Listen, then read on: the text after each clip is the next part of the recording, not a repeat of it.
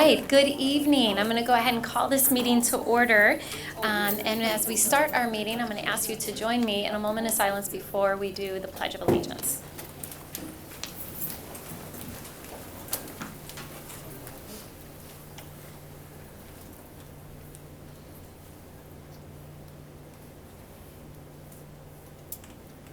Thank you.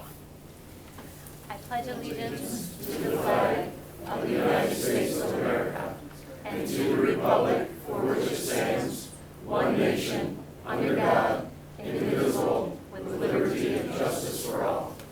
Thank you. Next, we'll have roll call. Commissioner Jones? Here. Commissioner O'Connor? Present. Commissioner Lanier? Present. Commissioner Reppart? Here. Commissioner Moody? Present. Commissioner Kelly? Here.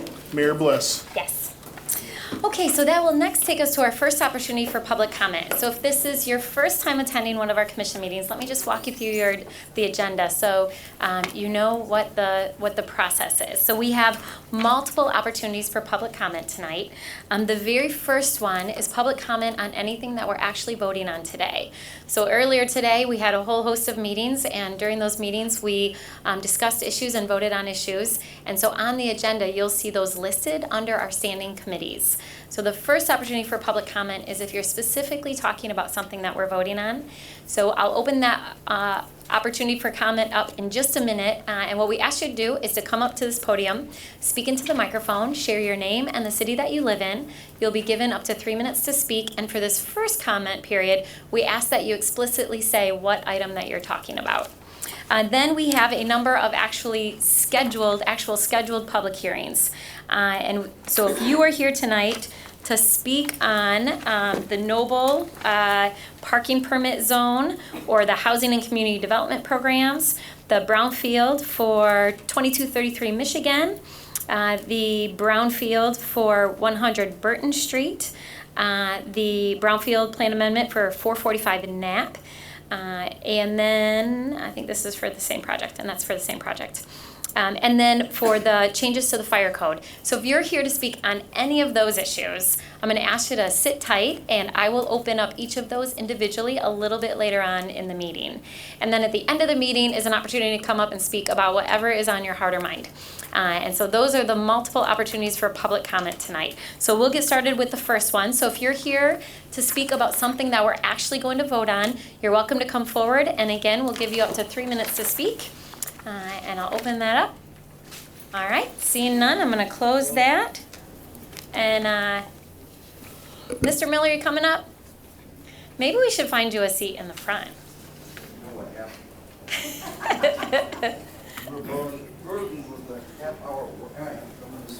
You're getting your steps in.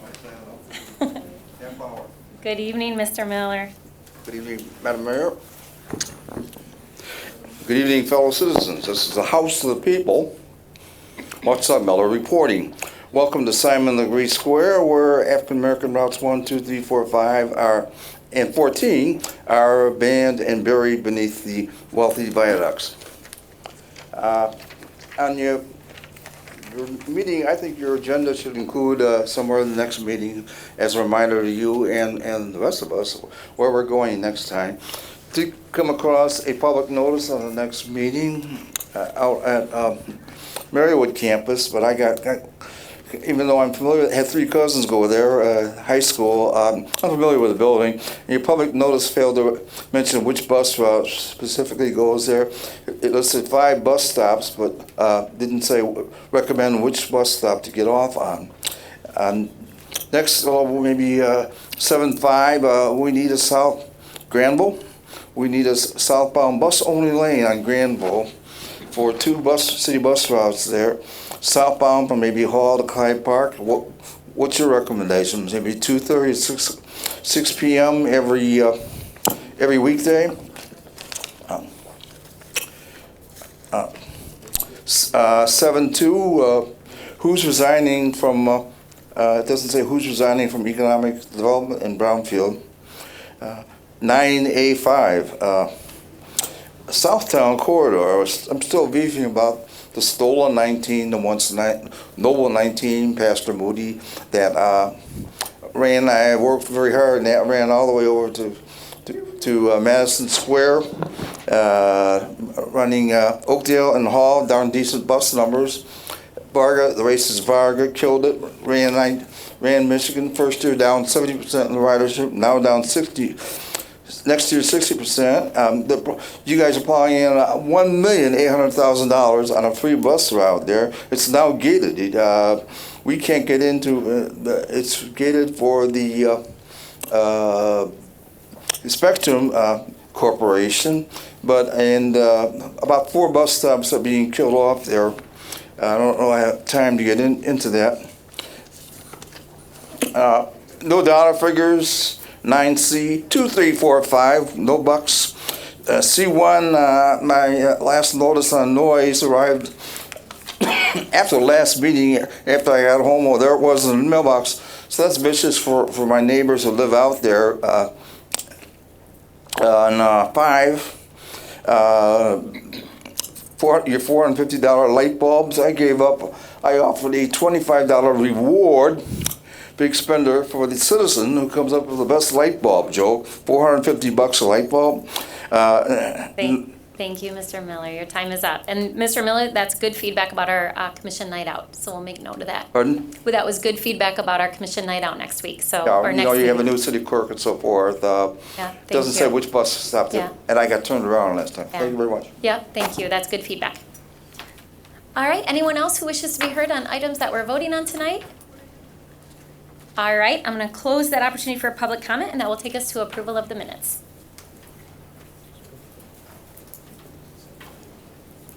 Can I get a motion? Support. Thank you. I'm like, I need to pull up those minutes. All right, commissioners, any questions, comments, amendments? All right, all those in favor say aye. Aye. Those opposed? It carries. All right, next that will take us to petitions and communications. I didn't mean to confuse everybody with moving graphics.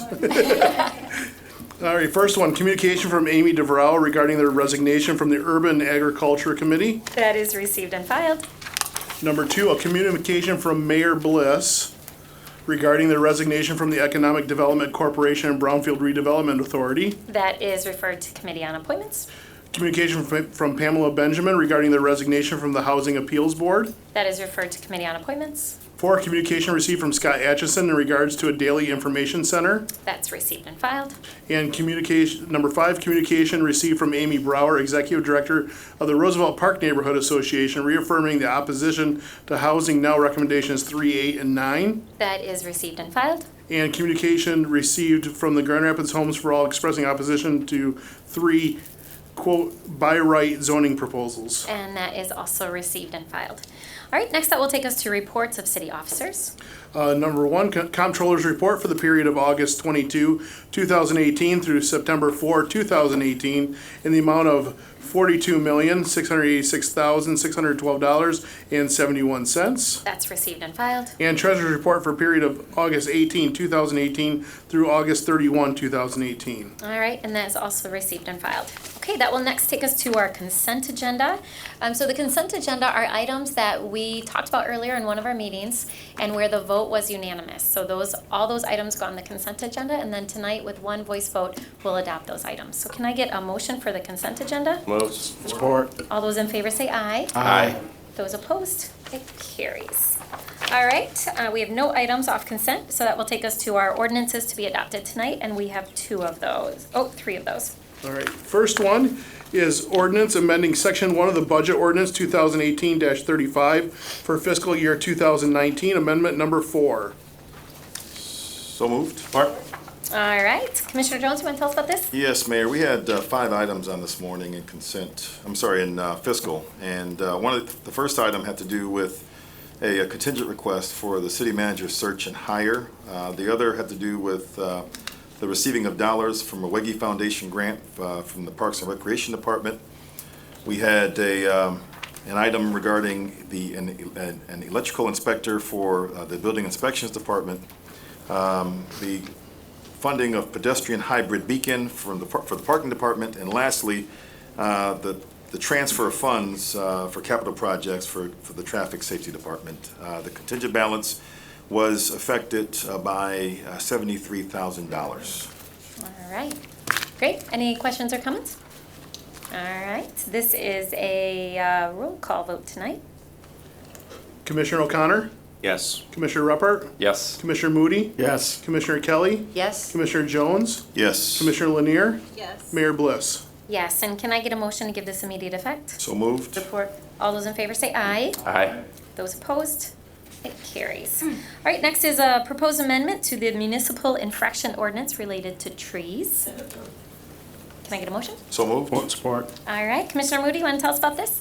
Yeah, this proposed amendment is for the municipal infraction for ordinance for relating to trees. The attached resolution will authorize publication of a proposed ordinance adopting the amendment of the municipal infraction of ordinance relating to trees. This resolution is also scheduled to be voted upon October the 9th, 2018 for a potential adoption. Great, thank you. We had a good discussion about that this morning. It was reviewed and supported by our Urban Forest Committee. So, and this is also a roll call vote tonight. Commissioner Ruppert, Yes. Commissioner Moody, Yes. Commissioner Kelly, Yes. Commissioner Jones, Yes. Commissioner Lanier, Yes. Commissioner O'Connor, Yes. Mayor Bliss. Yes. All right, that will take us to our third ordinance tonight. A resolution amending City Commission Policy 400-01, investment policies, procedures, and objectives to meet industry standards. So moved. Support. All right. Who would like to tell me about this? Is it Kelly. Commissioner Jones? No, that's No, it's Commissioner Kelly. Oh, the right one. Commissioner Kelly. Right. It's not the right one. Ordinance. Oh, you, wrong number 3. wrong number 3. Oh, this amendment to the Celebration Village. Oh, I read the I wrong see, one. you read the wrong one. Hold on, The ordinance to be adopted. It's the ordinance to be adopted, and this is the ordinance amending the Celebration Village SD. Do you have a different agenda than I do? No, what did I read? Oh, I read up here on the, hold on, let me redo. I read number 3 No upstairs. wonder I was There was a confused. number 3 by it. Here we go. It's been a long day. This is what happens. Our office is in shambles. There we go. Ordinance amending the Celebration Village SD-PRD Special District Plan Redevelopment District to eliminate a building pad for the purposes of parking expansion. So moved. Support. Support. All right, That now sound we better? will turn to Yes. Commissioner Kelly. Yes. Okay, so this has to do with the grocery store Aldi, and it's out at the Knapp corner area by the East Belt Line, and they are seeking an amendment to eliminate a building pad that was intended for future development, which never happened, and instead they want to put a parking lot there, expand their current parking lot with an addition to their established grocery store. Pretty straightforward. All right, Commissioners, any questions or comments? All right, although, oh, this is a roll call vote. Commissioner Moody, Yes. Commissioner Kelly, Yes. Commissioner Jones, Yes. Commissioner Lanier, Yes. Commissioner O'Connor, Yes. Commissioner Ruppert, Yes. Mayor Bliss. Yes. All right, so we have no commission resolutions tonight, though, so that will take us to our scheduled public hearings. Commissioners, on our public hearing schedule, we have a few items that are related to the same project. So if you are okay with that, I will take those together. So 5, 6, and 7 are all related to the same project. So when we get to those, I'll ask for a motion to take those together. And we'll get started with the first one. So the very first one is a public hearing to consider an expansion to the Neighbors of Belknap Lookout's residential parking permit zone. And so tonight, what we're going to do is we're going to have Josh Naramore come forward. He's the director of our mobile GR department. We'll have him give us a little bit of information and background about this item. And then if you're here tonight to speak on this item, I'll open it up for public comment after that. So Josh, you want to come forward and tell us about this item? Good evening, Mayor and Commissioners. As this mentioned, so back in March of this year, we received an application from the Neighbors of Belknap Lookout neighborhood to expand the current existing residential parking permit program. They're the only neighborhood in the city that currently has one. And we've gone through and we've worked collaboratively with the neighborhoods to conduct all of the necessary parking counts to make sure that it meets all of the criteria associated with that. And then we also have done some outreach with the neighborhood and conducted an actual vote, of which the results are listed in your packet, which we only had 21 responses of 153 mail-out ballots, which is relatively low. Concurrently, we actually had made some modifications to the rules and regulations of the program now that we've had it for a few years in order to kind of standardize it similar to other processes, which the new process involves After it meets certain criteria, it comes directly to City Commission upon recommendation from the Mobile GR Commission for a public hearing, and then for eventually a vote to enact the permit zone. So the expansion that's before for the public hearing tonight is to expand Fairbanks from Livingston to Lafayette, Coit from Fairbanks to Newberry, Hastings Street from Clancy to Lafayette, and Trowbridge from Clancy to Lafayette. Lafayette was not counted because it was under construction. We will be counting it again this fall and evaluating it for a potential expansion. So all of the enforcement hours of the zone would be proposed to be Monday through Friday from 8 a.m. to 5 p.m., which is exactly how the current zone that's set up in the neighborhood today. So that's what the public hearing is on this evening. Great, thank you. Commissioners, any questions? Commissioner? Comment that, as you know, since Grand Valley moved into that area, there's additional traffic. They've certainly, and parking need, they've certainly added parking on their own as well. But we discussed this, and this is just an extension of our initial parking permit area in the city, the first and the foremost in Belknap. And one tiny thing that I forgot to mention is we did modify also in the rules and regulations based on feedback from Noble and other neighborhoods is we now have an income waiver. So if you can't pay, and because it's a $30 for the whole year, but if you couldn't meet that we can waive the permit fee as well as a caregiver permit. And then also allowing that if you own more than one vehicle, but you have one parked in the street and one in your driveway, you can have one transferable permit to multiple vehicles. So you only have to have one permit. Those were all things that we thought were very well within reason to try to keep it affordable, and really the intent is to keep the residential parking for the residents. Great, thank you. All right, anything else, commissioners? Okay, thanks, Josh. So if you were here tonight specifically to talk about the parking permit program in Noble, now's an opportunity to come forward. We ask, the same rules apply. We ask that you sign your name on that clipboard over there so that we get your name correct in the record, in the public record. We ask that you share your name, the city that you live in, and then you'll be given up to 3 minutes to speak. So is anyone here to speak about the parking permit program? Okay, seeing none, I'm going to go ahead and close that public comment period, and that will be referred to committee of the whole. All right, next that will take us to our public hearing considering past performance and future needs of our housing and community development programs. So Connie Bohach is here tonight to give us some information on this, and then I'll open it up for public comment. Good evening. Tonight's public hearing is to provide for citizens to provide comment on our consolidated annual performance and evaluation report, which covers activities that were supported with community development block grant, home investment partnerships, and emergency solutions grant funds from a period of performance from July 1 of 2017 to June 30th of 2018. So this report actually covers the second year of our 5-year plan. And so tonight we accept comments related to the fiscal and programmatic performance of those programs, as well as ask for comments for future use of those funds in this hearing. And tonight's for verbal comments, and then written comments can be provided still through September 14th. And any comments that we receive will forward to you as well, any written comments. All right. Okay. Thank you, Connie. Connie, stay up just a second to see if there's any questions from my colleagues. Commissioners, any questions, comments? For me. No? Over here? All right. Thanks. Thank you. All right, so if you are here tonight to be heard about our housing programs, now's an opportunity to come forward. I know I see some of our housing partners out there. So again, same rules apply. We ask that you share your name, city that you live in, and you'll be given up to 3 minutes to speak.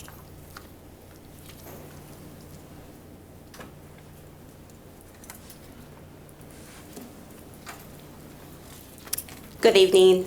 I'm Anna Diaz with Community Rebuilders, and I wanted to come and talk about the Emergency Solutions Grant and Home Funds that we receive through Community Rebuilders. These funds are a vital and unique source of financing, providing for tenant-based rental assistance that uniquely empowers local residents at risk of or experiencing homelessness to secure housing and to meet their needs. We want the community to understand how essential these services are to families in our community and the incredible impact this affordable housing is having on the lives of families. To quote one of a family that's been served through the project, this program gave us the foundation to a great future. My family and I no longer feel hopeless. We have a home and are building our future here. Community Rebuilders wishes to acknowledge the creativity and talents of our community partners who make these two programs a success. The staff at the City of Grand Rapids Community Development Department, Connie Bohaj, Joanna Schulte, and Erin Bankchoff, thank you. The 563 Kent County residents who partnered with Community Rebuilders in 2017 in these programs, these residents have defined their most pressing housing needs and worked to achieve increases in income through housing stability. Our local landlords and property management companies who invest in our community and promote choice and increase access to affordable housing for those experiencing homelessness. And our partners, the Salvation Army, who assist with the administration of these funds. These are two programs that protect our community members who can't afford rent on their own, including people who have steady jobs, are faced with eviction, and the soaring cost of real estate in our community. These projects address income inequality and addresses the issues of homelessness head-on by providing what persons experiencing or at risk of homelessness need most, a safe and adequate place to call home. Thank you for your advocacy and support of this important work. Thank you. Thank you, Anna. All right, others wish to be heard? Hi. Yes, hi, good evening. My name is Jeffrey King. I also work at Community Rebuilders. I am a Grand Rapids resident in Midtown. I have some documents that I'd like to share with you guys. Is that? Yeah. Okay. So Please. if I just. So aside from what Anna shared about the benefits of home and ESG funds to this community, I also just wanted to share some outcomes over the last 2 years about the real impact that it's having in this community to provide affordable housing opportunities for some of our community's most vulnerable homeless individuals and families. One of the things that we're really proud about with the home and ESG funds is that they're an incredibly efficient use of taxpayer dollars and not only getting people back into affordable housing, but keeping them there long term. We're really proud that the City of Grand Rapids has been so kind of forward thinking in how to use these funds and targeting them to some of the lowest income and most vulnerable individuals in the community. In this report that I've provided, it just kind of gives you a general overview of the number of individuals that we're serving, the number of families that we're serving, and the number of people overall that are really benefiting from these two programs. Two important things that we really look at when we're utilizing the Emergency Solutions Grant and home funds are two of our strategic priorities, which include affordability, which we know across Kent County, but specifically in Grand Rapids, are an ongoing conversation. These are funds that help make housing affordable for households that are experiencing homelessness, but also work to increase racial equity in our community. We know that disproportionately the number of people who are experiencing homelessness in our community are people of color, so we also want to make sure that the outcomes associated with our programs are fair and equal across the board. So we've provided some information on that so that you have an opportunity to see that these dollars are really having a deep impact on many in our community who are having a hard time accessing affordable housing. And that's all for me. Thank you so much. All right, thank you. Thank you, Jeff. All right, others who wish to be heard?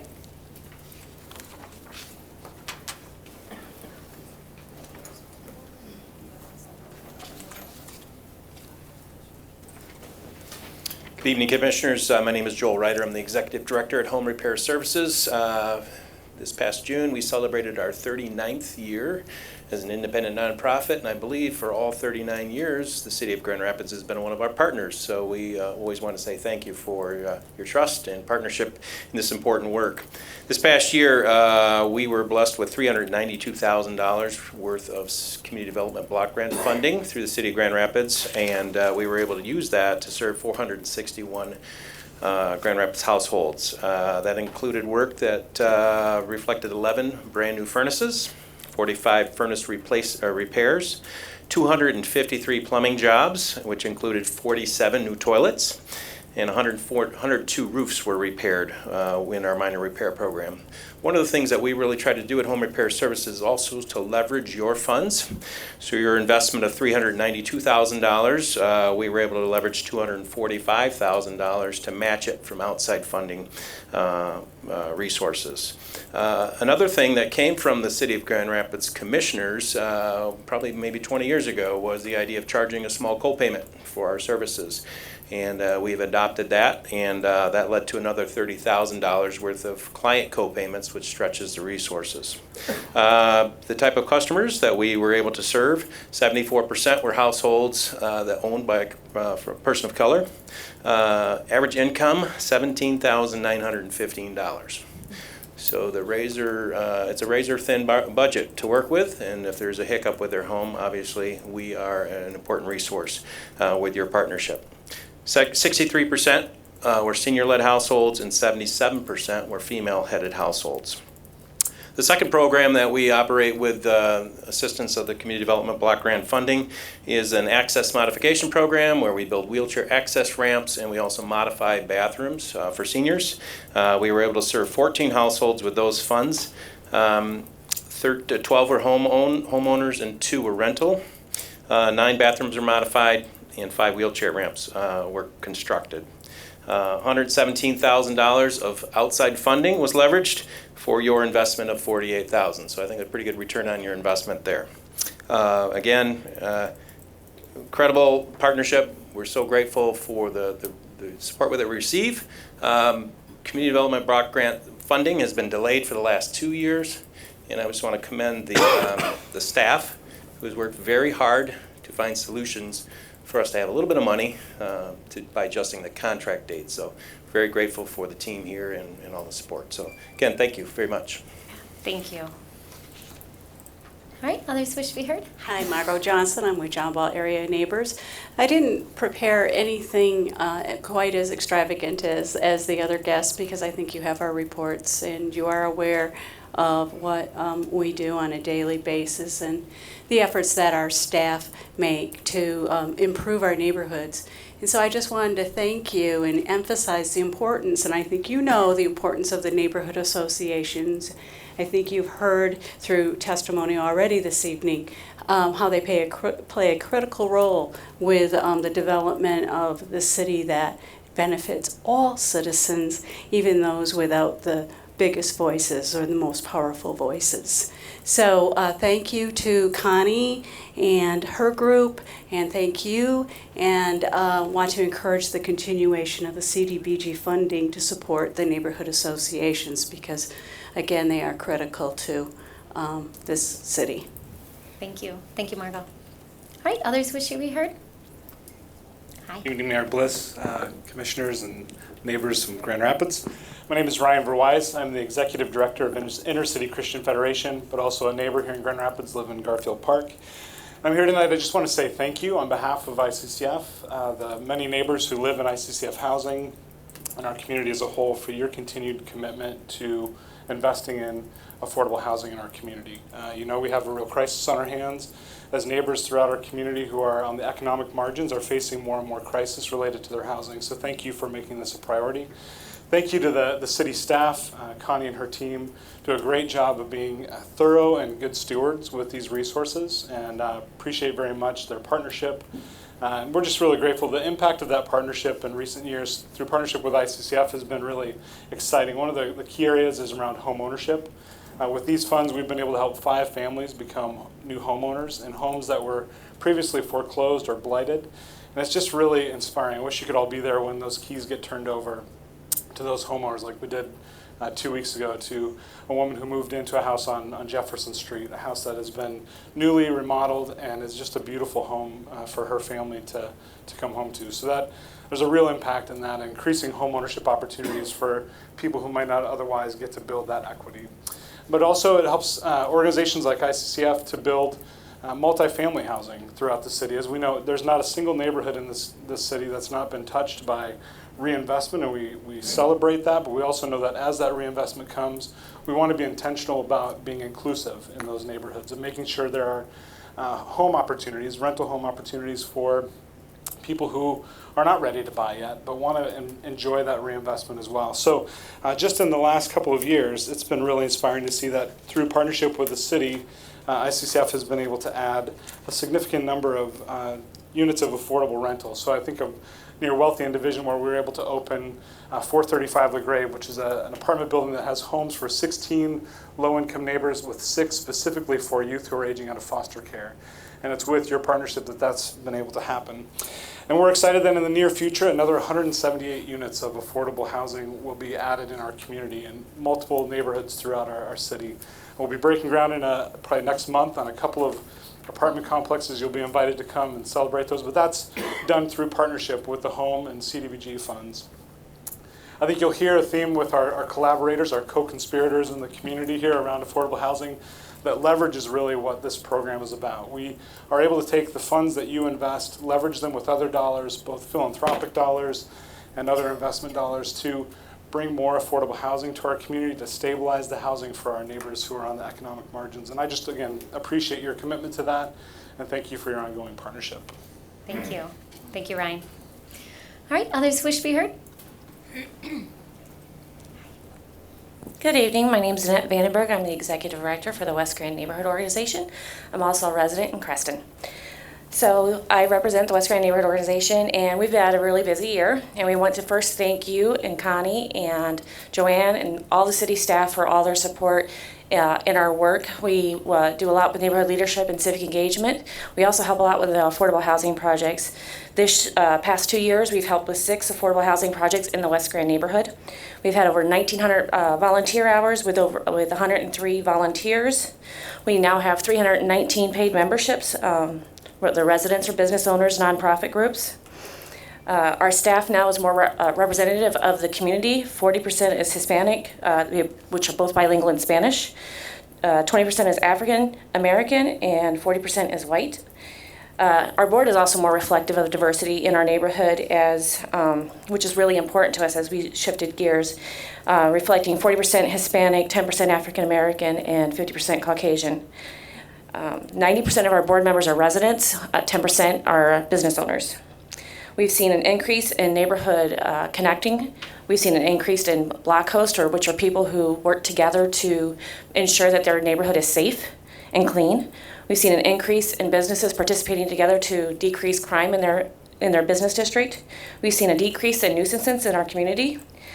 One thing we have noticed and documented, and it's very concerning to us, is how residents call in some of the crime issues that are happening in our community.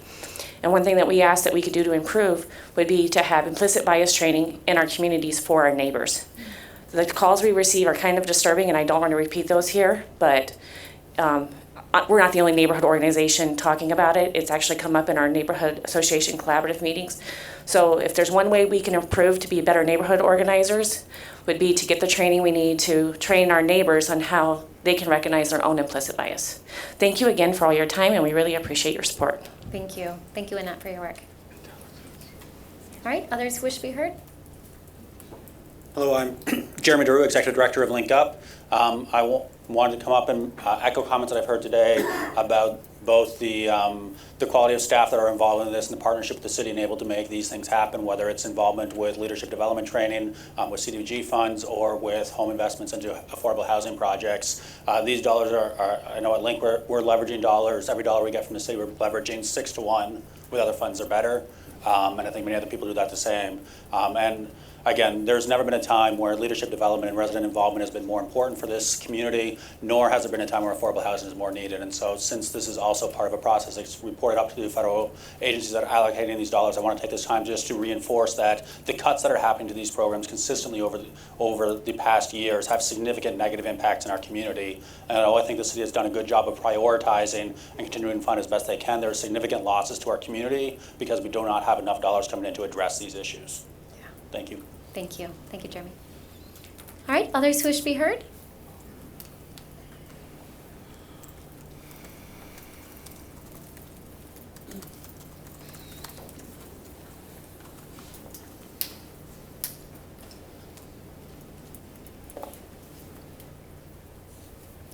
Watchdog Miller back. Salvation Army is anti-veteran. I should bring in another group to filter through all the applications.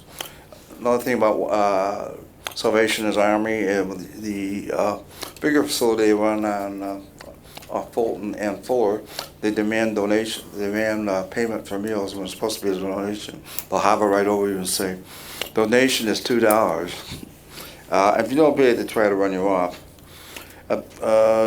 WGNO has never advocated for West Side bus routes coming north and south on Monroe and Uphill Hill, Michigan, as does the Allendale 50 or the South 66 got a fancy neighborhoods, East Grand Rapids, and so on. The compendium, it's always fun. I wish we could say compendium every month. However, there's no index, and it should be to facilitate. Maybe Washington is not demanding an index, but yeah, this is supposed to be all this work for the benefit of low-income people and be way helpful if there was an index. No mention of how do you find out what they're doing for veterans? What are they doing on non-smoking? President Lanier was gracious enough earlier in the year to direct Commissioner Bohatch, Director Bohatch, to meet with me, 15 minutes on no smoking issues. We still got smoking in our events. You know, we have common area events in housing, which were put up by the feds and still subsidized by the feds. My place, I think I've worked out the math. It sends some $4,000 a year to Washington, and we ought to at least have non-smoking. That isn't in here at all. And again, no indexing back to make it easier to go through. Thank you very much. I appreciate it, Madam Mayor. Thank you, Mr. Miller. All right, anyone else? Okay, I'm going to go ahead and close that opportunity for public comment, and that'll be referred back to the Committee of the Whole. All right, our next public hearing is to consider a brownfield plan amendment to Michigan Meadows LLC for a project that is located at 2233 Michigan Street Northeast. So to start us off with this one, we're going to have Kara Wood, our Economic Development Director, tell us about this project. And actually, Kara, you should stick around because you're up for the next two as well. We've got a marathon going on tonight. And then when Kara's done, I'll open up for public comment. Good evening. Tonight's public hearing about Michigan Meadows is a property that qualifies as functionally obsolete, and the developer has applied for brownfield redevelopment tax reimbursement for eligible activities affiliated with the project that they're proposing that involves the demolition of a vacant church, an attached school building, and a surface parking lot. And they plan to construct 23 new 2- and 4-unit residential buildings on the property. That would include a total of 88 market rate rental units, consisting of 42 2-bedroom units and 46 3-bedroom units. The project would extend Somerset Drive northeast onto the property, as well as include improvements to the Michigan Street right-of-way adjacent to their property, including curb and gutter, streetscape, a bike lane, and street lighting to accommodate the project. Total investment is $17.8 million, and the developer is seeking reimbursement for brownfield eligible activities totaling $2 million. These activities include the cost of lead and asbestos abatement, demolition, site preparation, and public infrastructure associated with the project. This reimbursement would be expected to occur over a 14-year period. This project also meets one of the city's investment criteria that the Brownfield Redevelopment Authority policy acknowledges, and that is the proposed creation of housing types, duplex and multifamily, that comprise less than 20% of the existing housing types in the current census tract. So we've looked at the types of housing, and this is a diversification of that type, bringing new types of housing and home ownership opportunities to the city. This would allow them to qualify for a reduction in the annual brownfield administration fee from 10% to 5%. There will likely be no jobs created as a result of this project, as it is 100% residential, and the developer does intend to sell the residential rental units as condominiums in the first few years after completion, which would create new home ownership opportunities within the city. The rents initially would range from $1,800 to $1,950 for 2-bedroom units and $2,000 to $2,150 for the 3-bedroom units. These ranges are right around the 120% area median income rent limits published by the Michigan State Housing Development Authority. In addition, at the time of sale, sales prices for these units would range from $230,000 to $310,000. The project is located in the Michigan Oaks Neighborhood Association, and the developer has held multiple public meetings to present the project proposal. Attendees did voice concerns related to the change in use of the property, the increased traffic and density, and concerns about disruptions to the water table, storm runoff, and proposed setbacks. The developer continues to work with the neighborhood residents regarding the landscaping plan and other aspects of the project, and other concerns that have been expressed. However, this project as proposed is permitted pursuant to the Planning Commission approval and subject to review and approval of land use development permits, along with the approval of the culvert from the Michigan Department of Environmental Quality. I'd be glad to answer any questions that you have for me. Otherwise, Ryan Wheeler is here representing the developer of the project. Commissioners, any questions for Kara? I'll also pull up the visuals while we're here. Right. Ryan, you want to add anything? I think most of us are familiar with this. We reviewed it at Economic Development Project Team, and I know Second Ward Commissioners have been engaged in this conversation. Yeah, I think the only thing to expand on would just be the specific items that the brownfield's addressing. One, obviously, a large building being demolished with a significant amount of asbestos in it that needs to be abated before the demolition. The second item is that there's a large area of unsuitable soils that'll need to be excavated before the new buildings and the road are built over it. And then the third thing is that it's a new public road. So where we did go into this development with just a private road, obviously the brownfield would be significantly less because it could just be a driveway, but this is going to be part of the neighborhood and it's going to have the same look and feel, the same street trees, street lighting, you know, multiple lanes and a parking lane. So going with the public road, that comprises the most significant aspect of the brownfield costs. So other than that, I think you're familiar with it, and Kara always hits all the high points. All right. Commissioners, questions for Ryan? Well, not a question for Ryan, just a comment that I did attend the neighborhood meeting about this, and this was zoned so that this was a fit, and they did reduce the density substantially to about half, wasn't it, Ryan? Yes, we started, I believe, at 106 units, reduced it down after the first meeting to 88. We've gone back a third time, actually, met with planning after some neighbors voiced some more concerns about setbacks from the west property line, converted a couple of the buildings, so now we're down to 87 units to give more of a setback along the west property line. And then the only other thing I'd like to mention is that because there's a brownfield credit, that will allow us to capture the estimated income taxes to put into the housing fund. That is correct. Thank you. Thank you. All right, so if you are here tonight to be heard on this brownfield application, now's an opportunity to come forward. Good evening, I'm Sharon Wurst and I live in the Michigan Oak Neighborhood Association. Welcome, good to see you. Good to see you guys. I respectfully disagree with some of the criteria for the Brownfield Michigan Meadows project. The first is the creation of different housing types in our area. We already have many housing opportunities. Between Plymouth and Maryland, we have 3 apartment complexes at Plymouth and Michigan, duplexes at Briar Lane and Michigan, Briar Lane apartments at Briar Lane and Michigan, duplexes on Maryland north of Michigan, the Bel Air condos, Maryland Park apartments. This is all within 1/2 mile. And this project would be right in the middle of it. So I disagree that we don't have different housing types. We certainly do.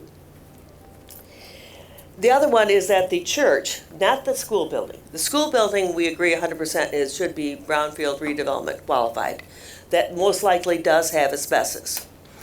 But the church, that they first said the church was abandoned / obsolete. Well, the church was still holding services through mid-July. I hardly call that abandoned or obsolete, in my estimation. There was another developer interested in this property and did multiple soil borings last summer. And they reached out to the neighborhood, sent us all letters. And they said that they wanted to meet with us on preliminary plans for their project. This letter was mailed out the end of October for a meeting on November 14th. On November 9, they sent us a letter saying that they were withdrawing the whole project. And then in January, Orion comes in with the project. Orion has not worked with us. They have not. Yes, there have been meetings. The first meeting was held in January. The board and a few neighbors and many church members attended that meeting. At this meeting, Orion presented the proposed plan. Of course, the church was in favor of selling the church. They had no interest in what the land use was going to be because they will be gone. The second meeting was held in February at Marywood. Was that the one you were at, Commissioner Kelly? Again, many church members were there in attendance and voiced support for the project. The vast majority of the church members do not live in our area. Only a few that I know of live in our area. This was a very contentious meeting. I was not at that meeting, I was out of town, but from all the neighbors that were there said it was extremely contentious. The third and final meeting was held in July. Sharon, I'm sorry, your time is up. Do you have written comments that you want to leave with Yes, us? but can I just say this? They handed out a few notices. I live right next door to the property. I never got one. And we had to go out. It was on Thursday the 19th, we got the notification. The meeting was the 23rd. We had to flyer the whole neighborhood in 3 days. Thank you. If you want to leave your comments, I'll make sure that the clerk gets all of us copies. Okay. Thank you. All right, anyone else who wishes to be heard on this request?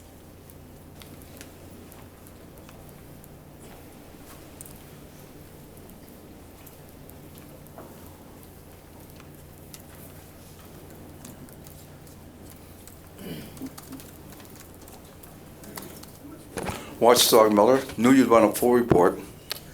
That site, as of this summer, is now on the Route 14. How are these people going to be able to shop on your much ballyhooed, stolen, gated Route 19 on up and down Michigan, where you're going to plow $1.8 million in the next 3 years? There's no connection, as I reported to the commission last time and also to the Rapid Board. All you have to do is keep a stop at 632 Plymouth. If anyone takes notes, 632 Plymouth Northeast, make that an all-stop, 1419 stop, and the people on that side, plus the condominiums and so on, graciously mentioned by Ms. Worst in that neighborhood, then they could swing around and catch the 19 at 632 Plymouth. This is it's an outrageous disaster that we're talking Michigan here. They're closing stops on the 19. But the bank stop, there's some kind of party store or bar at Ball, and Michigan, big hood over it. Three hoods plus 632 Plymouth being cut. I mean, these people are just half-wits at best. For Varga doing the planning, pretty boy planners, they botch up everything that they get involved in. So please restore, as of course the last time, the 1419 connection at 632 Plymouth Northeast. Presently now the new 19 will go, and I think this is seriously wrong to go into the Spectrum lot. It's going up from 76 runs a day, so it'll cross through those gates 152 times, stop at 3 areas back there in that lot, and we're all cut off. You know, we're the real people, and if you approve this or go forward somehow with those sites, plus the other condominiums there, they need to restore the 1419 connection at 632 North Plymouth Northeast. Thank you very much. Okay, thank you, Mr. Miller. All right, anyone else who wishes to be heard on the Michigan Meadows Brownfield application? Okay, seeing none, I'm going to close that public hearing, and that will be referred back to Committee on the Whole. And next, that will take us to a public hearing to consider a brownfield plan amendment for Garfield Park Lofts, and this is located at 100 Burton Street Southeast. Kara? All right. The next one up is a very similar project, but different. This is a brownfield plan amendment request by Garfield Park Lofts GP LLC for a project that is functionally obsolete as determined by a level 4 assessor.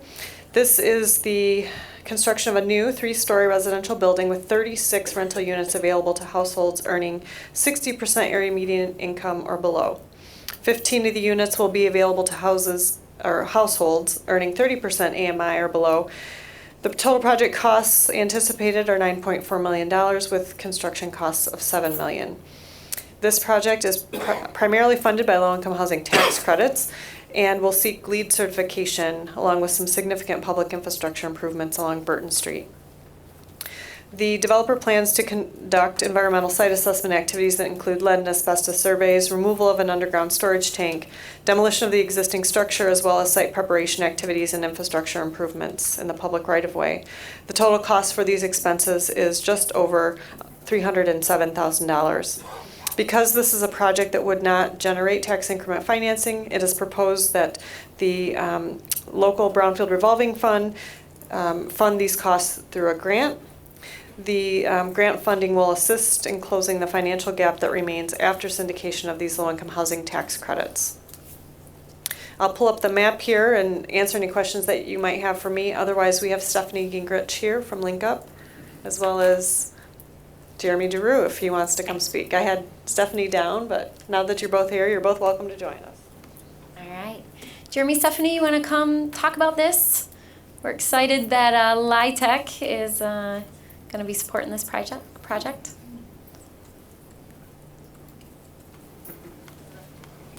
All right.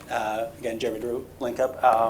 We've been working on this project for a few years now. We're really excited to be at this point. We are really, this is kind of the final piece that we were waiting to fall in place for this project. We have the other approvals in place. We're hoping to start construction yet this month if this is able to go forward and go through. We've had strong support from the neighborhood throughout the process. Been able to work well with the neighborhood association to help early in the design phase, as well as it has gone through various processes. Because it involves a demolition of an older church, we also had to work through the State Historic Preservation Office to ensure that we're properly archiving what is there, and was determined that this was the best use for the site and the best way to preserve the history that has happened in that location. Great.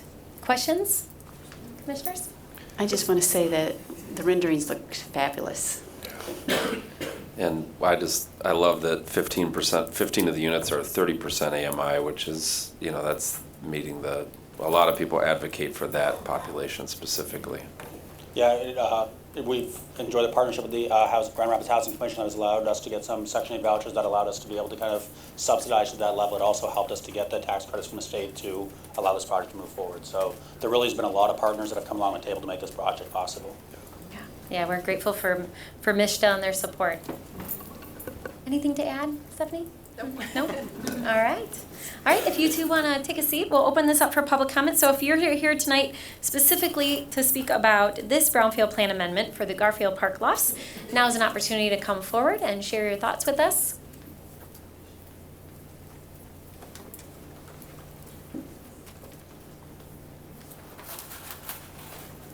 Good evening, my name is Ryan Verwise. I'm a neighbor in the Garfield Park neighborhood, just live right around the corner from this. And I'm so excited about this and appreciate Link's work in our community and just want to express my full support as a neighbor. I know I've heard from other neighbors in my community how excited we are to have Link as a neighbor, and so I just wanted to express my support. Great, thank you, Ryan. All right, anyone else who wishes to be heard? If you sign once, that's fine. Okay.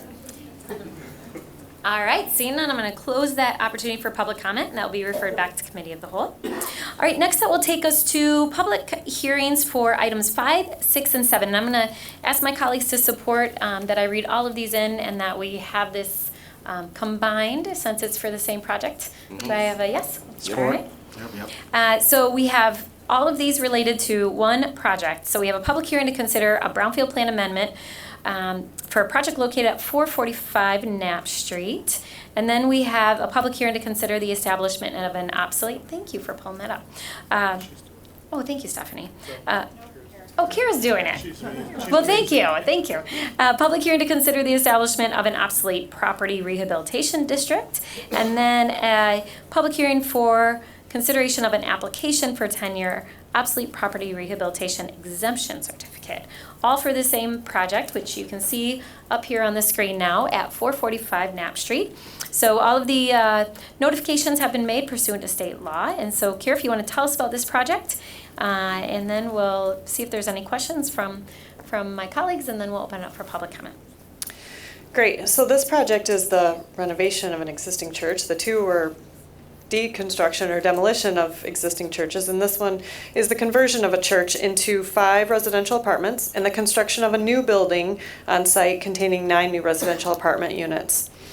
The project qualifies for both Oprah and Brownfield due to its obsolescence, and this is a project that will total over $2.6 million in investment, and construction costs are roughly about $2.2 million of that. Again, this is 100% residential, so no new jobs will be created as a result of this project. The proposed rents for the apartments are $1,200 per month for the 1 bedrooms and $1,500 for the 2 bedrooms, and these rents fall within the 100 and 120% of area median income for rent limits by bedroom as published by the Michigan State Housing Development Authority. Again, this will generate new city income tax, so that will generate some revenue for the housing fund. And this application request is for the reimbursement of up to $156,980 for eligible activities, including the demolition, lead and asbestos abatement, site preparation, and public infrastructure improvements. In addition, they've also requested a 10-year obsolete property rehabilitation exemption that would only apply to the rehabilitation of the church, so just the renovation and not the new construction. The developer has worked with the Creston Neighborhood Association to identify public infrastructure improvements that are desired in the area and will facilitate those improvements associated with a bus stop located at the northwest corner of Knapp and Plainfield. This reimbursement would occur over a period of approximately 11 years. In addition, you can see on the map the green outlined area is the North Quarter Improvement District. This project is not in their district but was presented to their board in August. I'd be happy to answer any questions or invite our representatives from the development team forward. All right, commissioners, any questions? All right, Commissioner Kelly, you've been involved in this conversation. Anything to add? Well, they did have a conversation with Creston, and Creston stayed neutral on it, and it also came before the CID, but because it's outside of the CID boundaries, the CID did not comment at either. Okay. And I've been through the building, but that was before, that was when there was a different developer that was interested in it. Okay, thank you. So we have Rasa Laughley here representing the developer along with Jared Belka, their legal counsel. Great. Welcome.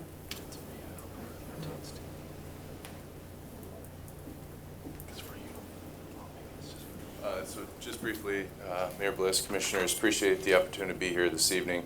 I'll turn it over to Rasa. She's the visionary here. This is a project, it's a smaller unit count.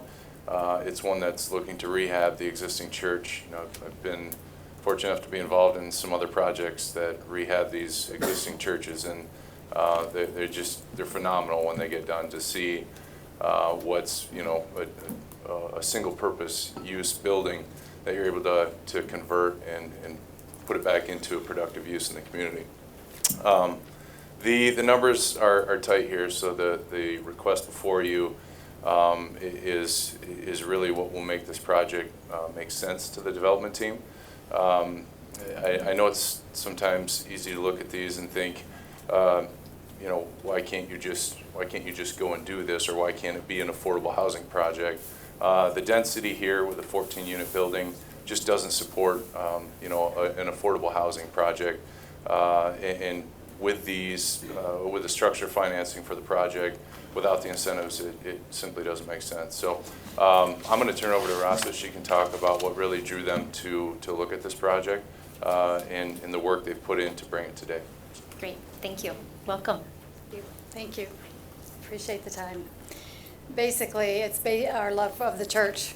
It's a beautiful property, and many have looked at it before. As we've gone through our bidding process and looked at it, we've realized there's been a lot of attention on this particular project, and many people have passed it up because it doesn't exactly pencil.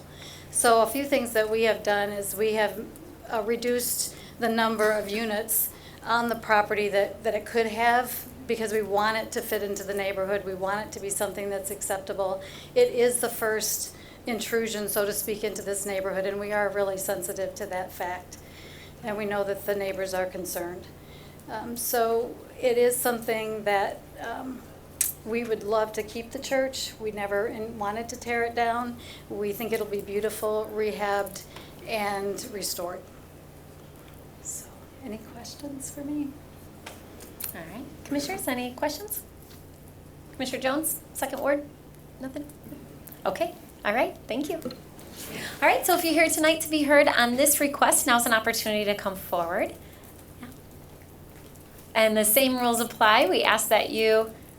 What's that?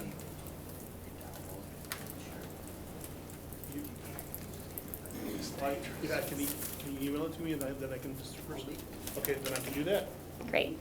So same rules apply. Please share your name. It's a good idea. My name's Jimmy. I live at 1948 Coit. I live right around the corner from there, and it's a difficult enough time having to deal with the Coit Animal Clinic. If you look at some of the pictures that I gave Kurt Rappaport, he's open outside of the hours of operations, which there's stipulations on a variance. And we've came here and addressed you guys 2 years ago, my wife and I. That tells me that you're not doing a good job. You guys need to get your acts together. I should not be here tonight. There's a lot of video on there that shows an intoxicated business owner coming to my house after hours. I hope that doesn't offend you, but I shouldn't have to be here 2 years later addressing the same thing. And the truth is, my neighbors don't like that idea. I'd like to go home, so I'd like to leave you with one other thing. If you look to the left and the right of you, I don't see no Hispanic people there. This guy that got up and spoke, yeah, I like this sound better. He spoke about fair and equal housing in all facets, but I see blacks and whites. We're not represented on this board or on the county commission. And if there's any disadvantages in the city of Grand Rapids, it's against the Hispanic community.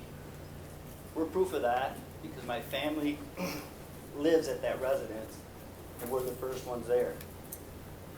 But while a white guy under a variance with stipulations is allowed to do whatever he wants. When law enforcement comes, they don't give tickets. The city has done nothing. This is not a good idea. And I think you need to appoint somebody like you did Joe Jones to represent the Hispanic community. How'd I do? Jimmy, you did just fine. Not bad. I don't Thank have a you. master's degree. Thank you.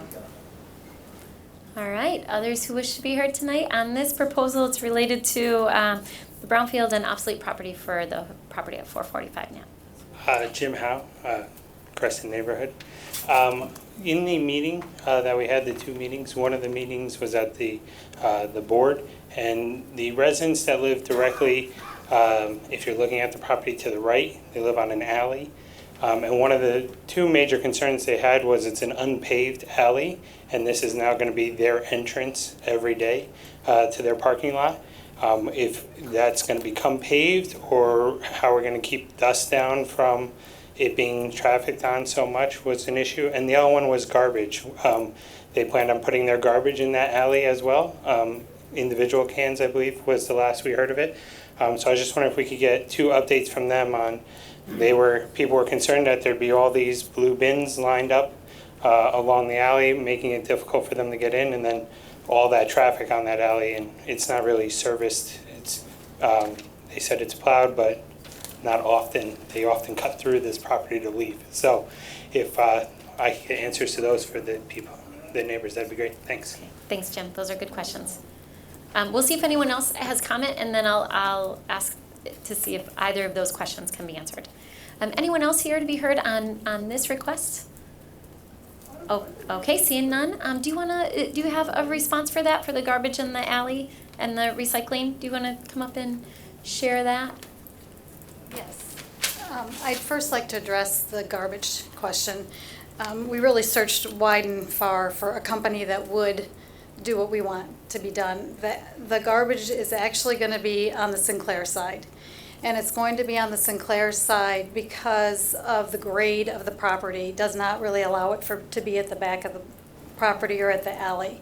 So it will be an enclosure, and the people who are going to do the garbage will come and take out the cans, or they're not cans, the containers, and load them and put them back. So hopefully we've solved that to our satisfaction, and hopefully to the neighborhood's satisfaction. As far as the alleyway, I know at the Planning Commission there was a mention that there could be some coordination possibly with the City Road Commission. We don't really know how that happens. No one that we've really talked to during the project knows how to really facilitate that. I don't know if that is something that can happen through this means, but we also recognize that that will be it's going to be one-way circulation, but still, it's not paved. Okay. All right. I'm looking. Is Tom Almonte here? Tom, can you maybe, after this public hearing, can you maybe get some more information on that and follow up on that alley question? Okay. Thank you. Thank you. Thank you. All right. Kara, anything final to add before I close this public hearing? So technically, that is an element that could be considered as an eligible activity if it is in fact a city alley. So we could consider adding that to the eligible activities, and there might be funds in the project to do that. Great, okay. So I am gonna ask you maybe to follow up with Tom and then get that information back to us, if you would? Sure, Is that okay? will do. Okay, thank you. All right, with that, I'm going to close those public hearings, and that'll be referred back to our committee on the whole. All right, our last public hearing tonight, this is a public hearing to consider an amendment to Chapter 159 of Title 9 of the City Code, entitled Fire Prevention, to include the adoption of the 2018 edition of the International Fire Code, or what is considered IFC. So is the chief here tonight? Chief, do you want to start this, or Rick? All right. Welcome. Thank you, Mayor. Good evening, Commissioners. This is a public hearing on adoption of the International Fire Code. As you mentioned, nothing has changed as to what it includes. As you know, the Fire Code gets revised every 3 years to reflect new technologies, new safety ideas, and we are proposing amendments to allow to coordinate with the ordinances to do with mobile food vending and open fires. The one difference that we had is we had a very fruitful meeting with members from the nonprofits and one other venue of the halls and American Legion, where we talked about the background of the rule for sprinkling assemblies that that serve alcohol and have more than 300 people. We talked about where that came from, the National Institute of Standards and Technology study, where that comes from, and what that means for them. We also explored some areas where the venues could use a lower capacity for the year, and with increased public safety additions for certain weekends, that could be allowed to for them to operate under their current conditions just for a very temporary amount of time.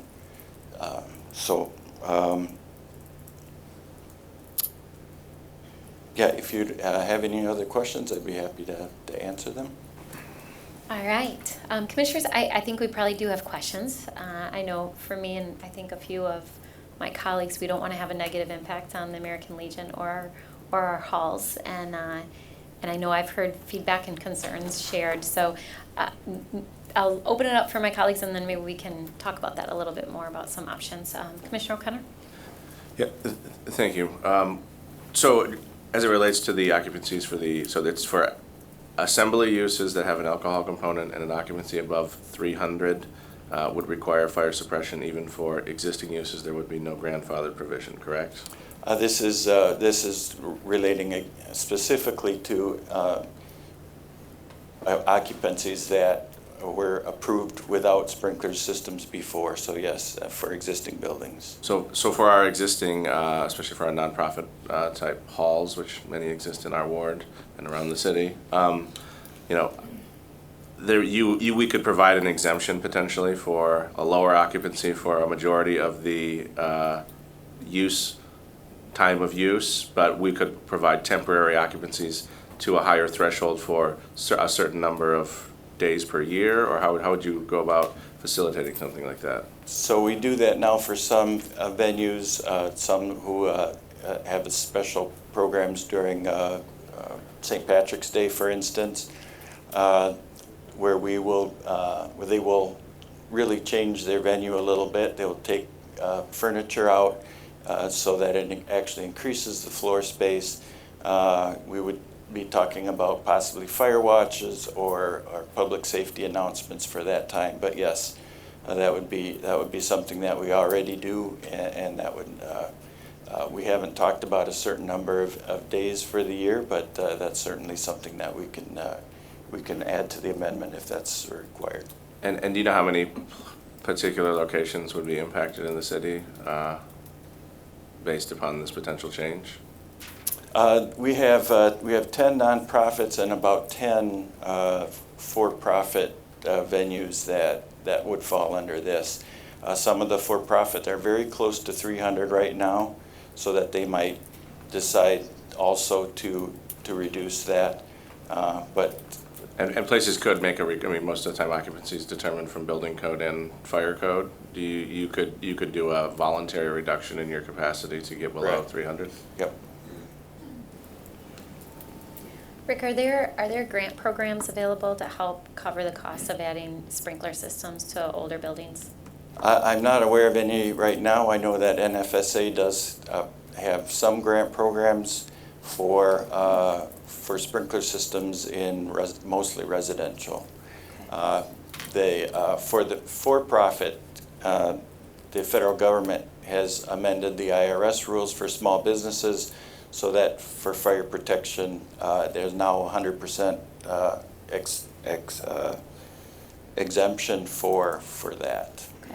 Okay, good to know. Commissioner Kelly, did you have a question? Well, I pretty much got them answered by Commissioner O'Connor. I had one call, one of our for-profit clubs in Grand Rapids, but they were right below that threshold normally too, so it would be the same kind of situation where they might have a few events during the year. I know the Polish Halls are a real good example too, where they have obviously Pulaski Days coming up. So if we can work with you on that and perhaps look at some grant dollars, because certainly if we're not having to go there and put out fires, that's a good thing. And if you get a chance to get in there and see what the layout of the land is in case there is a fire, that's also good. Yeah, as you know, we do conduct inspections in all of our public assembly venues annually, and we do go out and help them with their capacities at certain times of the year as well. Great. All right, other questions or comments before we open it up for public hearing? All right, thank you. Appreciate it. All right, so if you are here to be heard on this public hearing related to the fire prevention and the International Fire Code changes, you are welcome to come forward. Same rules apply. So we ask that you share your name, the city that you live in, and you'll be given up to 3 minutes to speak. So, good evening, welcome. Good evening, thank you. My name is Pam Elliott, and I'm here representing the Phoenix Society for Burn Survivors here in Grand Rapids. As commissioners, you have the opportunity and the responsibility to protect the citizens as well as the firefighters of Grand Rapids, and it is your duty to prevent tragedy. The public comes into establishments with an expectation of safety. You cannot assume if an emergency occurs that folks will go to the nearest exit. Human nature is to go out the door you came in. Fire is fast. It only takes 3 minutes for a fire to become deadly. In about 1.5 minutes, smoke fills the space and you cannot see. People panic and knock you over. At 2 minutes, the ceiling begins falling in and you can feel your skin melting off and hanging down. This scene is one described by a survivor of the Station nightclub fire in Rhode Island on February the 20th, 2003. I certainly hope that history does not repeat itself here in Grand Rapids. On that night, it took 3 minutes for 96 of the 100 victims to die. The people could not get out. The firefighters could not get in. Survivors described crawling over 40 bodies piled 7 feet high in order to escape the inferno. 70 children lost a parent. For those who survived, it took 9 months to a year for them to learn how to walk again, to comb their hair, to brush their teeth, to button their shirt, to zip their pants, or to tie their shoes. The economic loss and lost wages and hospital bills is astronomical. The typical cost of a burn unit stay for a 50% burn would be 50 days at $8,000 to $10,000 a day. So that's just the tip of the iceberg. Being burned affects you physically, psychologically, socially, and spiritually. No other injury is so devastating. You are forever changed. I know because I was burned in a house fire when I was 5 years old. Please do not allow a tragedy like this one to occur here in Grand Rapids. Install fire sprinklers. It is a scientifically proven fact that they save lives, prevent injury, and protect property. As he stated, there is a new code. It is in section 179 in the tax code, and small businesses will be reimbursed the first year for up to $1 million for computers, equipment, light-duty vehicles, and retrofitting fire sprinklers. It used to be $500,000. Do the right thing. Protect your citizens and firefighters of Grand Rapids by adopting the International Fire Code. Thank you. Thank you. Thank you, ma'am. All right, others who wish to be heard? Hello. My name's Dan Phillips. I'm blessed to serve as president of the 6th Street Hall Knights of St. Casimir Aid Society at 649 6th Street Northwest. We were established back in 1895. Since then, we have adhered to the constraints that the fire department puts on us. We go through the annual inspections each year, and we've had no problems in 123 years. I assume that at the time, the recommendations they gave were of code, and by doing so, we have operated with no fires to express. Some things that I would like to consider would be waivers for the 300 or more people, which was expressed before. In the egress unit, under section 1104, they make reference to an exception for egress, consideration for the exception for the fire safety sprinkling system should also be considered.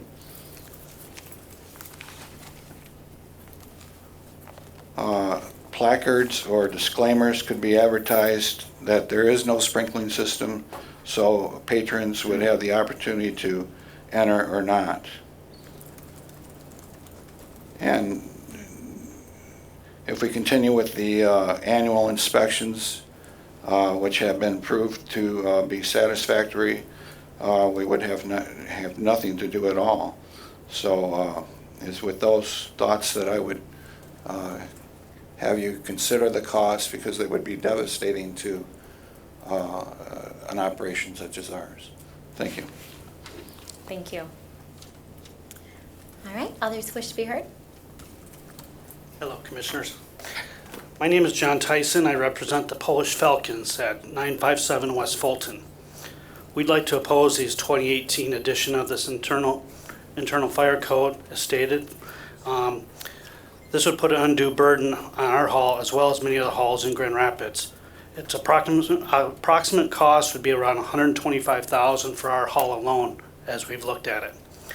I would ask that a task force at least be developed where we can discuss these issues and handle it and figure out a solution that all can agree upon.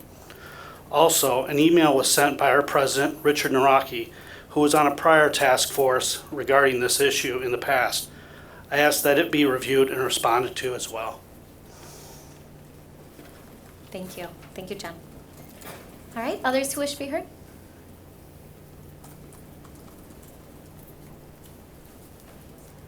Hi, welcome. Good evening, Mayor and Commissioners. I'm a member of the American Legion. My post is located with the Boat and Canoe, along with 2 other posts and the Sons of the Legion. Dollars is a big issue with all the nonprofits, I'm sure. What the fire chief had to say in reference to waivers and things in that line, I'd like to add to that might be we'll go ahead and re-establish the ceiling of occupancy. In the case of the Boat and Canoe, my guess right now is 5 to 600 people is the occupancy for the building there under the roof. I don't know if the 300 is going to be per room or per total under the roof. But in any case, I'd recommend that we could go ahead and reduce the occupancy to under 300. Would request also to be able to leave the chairs and things as they are, because of the fact that at the Boat and Canoe we've got three large areas, and we'd have to close down, a lot of area to say have a dance. It'd be a laborious activity. In the case of the Boat and Canoe, we already do use wristbands to identify how many's at a dance or an activity. So it'd be easy for us to monitor, and it'd be a continuation.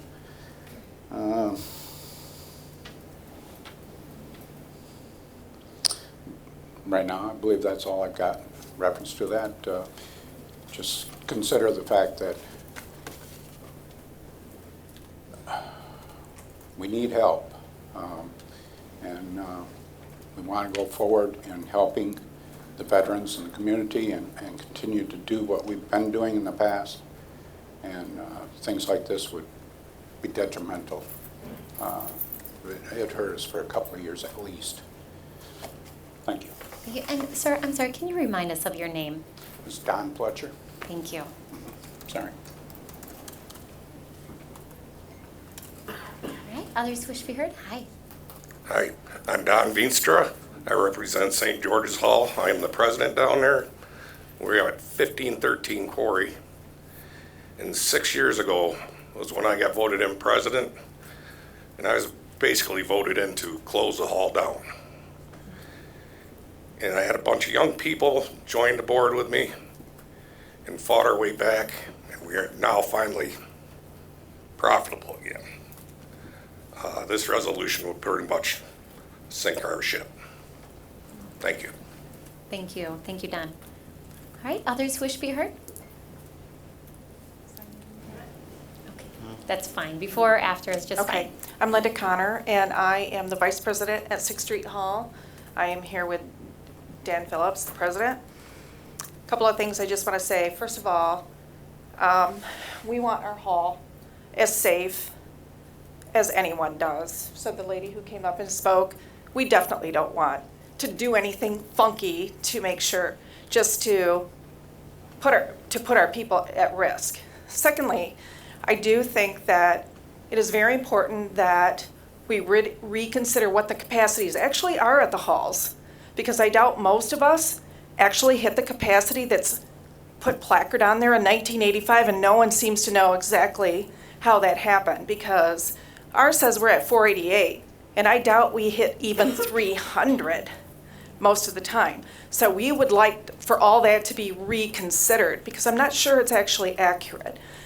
Next, like someone said, we do also do the wristbands. We count, we always have, so that we stay in compliance. So we want to stay safe, but I think it makes good sense to reconsider what those capacities actually are. And then finally, it was also mentioned that there's this $1 million or $500,000, whatever the number is, to get credit. You still have to pay for it. So that money means nothing to us unless we can figure out how to pay for it in the first place in order to get that tax credit back. That's it. Thank you. Thank you. Thank you, Linda. All right, others who wish to be heard? Excuse me. I'm Ray Bach. I'm not a Grand Rapids resident, but I'm a member of the Casino Club, which was within the confines of Grand Rapids. I just wanted to bring up one little point, because at the meeting last week, I think it was last Friday or the Friday before, they made a big deal out of this 179, adding the fire prevention into it. 35 years in the tax business, the Casino Club, our profits, it would probably take us in excess of 10 years to write it off, because you're writing off your income, but if you don't have income, and I would assume a lot of these clubs, their income is quite like ours, very, very low. So the political way that the fire department did this, which is brought in down from Washington D.C., it makes a lot of noise and a lot of smoke, but it's of very little value to small businesses and small nonprofits and for-profit like ours. So I just wanted to say, don't get hung up on this 179 because it's not going to help a lot. It's going to help very, very few of the places. Thank you. Thank you. Thank you. Madam Mayor, what would be the address of the casino one? You know what, Mr. Mill? 3260 Solero Drive. Thank you. Thank you, Ray. All right, others who wish to be heard? Hi, thanks for listening. I'm Scott Wilson. I'm from the casino club and stuff. I'm a board member, live in Plainfield Township. The thing they don't mention too is on this is you have to upgrade your water main. And that's a big thing because putting all these sprinklers in here, your water pressure has to be a certain way. Then you have backflow preventers you have to throw on there. You have to come up to code, and there's certain things, and we have some fire protection in there, we have some sprinklers. But this is just, you're going to put a big damper on everybody for doing this because it's going to take a lot, especially for the downtown halls and stuff, to upgrade their water mains, and they have a bigger area than we have. So they're going to have twice the capacity of water. And another thing is, when they do the permits and stuff on this, are we going to get charged by how many heads we have on the sprinklers? Because you're going to have to pull permits, right? So is there going to be a price on how many heads you have for your square footage? So there's another cost. So there's a lot more hidden costs on this than we're already finding out and stuff. And go back to that other fire that happened in New York, there were some pyrotechnics that were involved with that. They weren't ready for it. So there's some underlying statement on that kind of stuff too that you have to be prepared to take care of too. So thank you. Thank you. Thank you, Scott. All right, others who wish to be heard? Come on up. It's good to see you. Good to see you too, Welcome. Thank you. Good evening. Buenas tardes. My name is Pablo Martinez, Mayor and Commissioners. I'm a retired firefighter, by the way. I guess some of you guys don't know me. I'm just, a concern that I have is if the amendment passes, which is, I think it will, I just want to make sure that the records are up to date on the occupancies of these buildings. Some of them are pretty old, and there were different ways of taking these measurements of the buildings, whether some of them are exterior measurements, some are interior measurements, some are just merely paced off. So we want to make sure they're correct. And also that the fire department takes into consideration the bathrooms, the storage areas, the bars that's inside the American Legion. People can't occupy those spaces, so just consider all those things before you determine an occupancy on a building. Thank you. That's all I have. Thank you. Thank you, Pablo. It's good to see you. Thank you again for your service. Good evening again. Annette Vandenberg, Creston neighbor, and I'm also a veteran, and I am with Team RWB as well. We're one of the largest chapters in our state, and to hear that this could potentially shut down places where we commemorate birthdays and celebrations and get together to network, to rekindle camaraderie, stories. The VFWs and the American Legions represent places of healing for us, for things that we go through. There's no other community like it. The closest would be probably the police department or the fire department. And it's very concerning that this could happen to them because I know what it's like. I run a nonprofit. And so to hear that this expense to them would almost shut them down, I know that to be true as well because I'm working with the Schellenbergs on a project on West Leonard, and they almost got their project shut down because of the cost that was increased due to having to replace a water main for a fire suppression system. So while safety is important, I think the task force is a great idea. We need to see how many fires there are happening at these kind of halls, what their actual occupancy use is. Just because one is a rate of 50 or 100 or 300 doesn't mean that that's how many people are there all the time. So those things definitely need to be looked at. Thank you for your time. Thank you. Thank you, Annette. All right, others wish to be heard? Hi, welcome.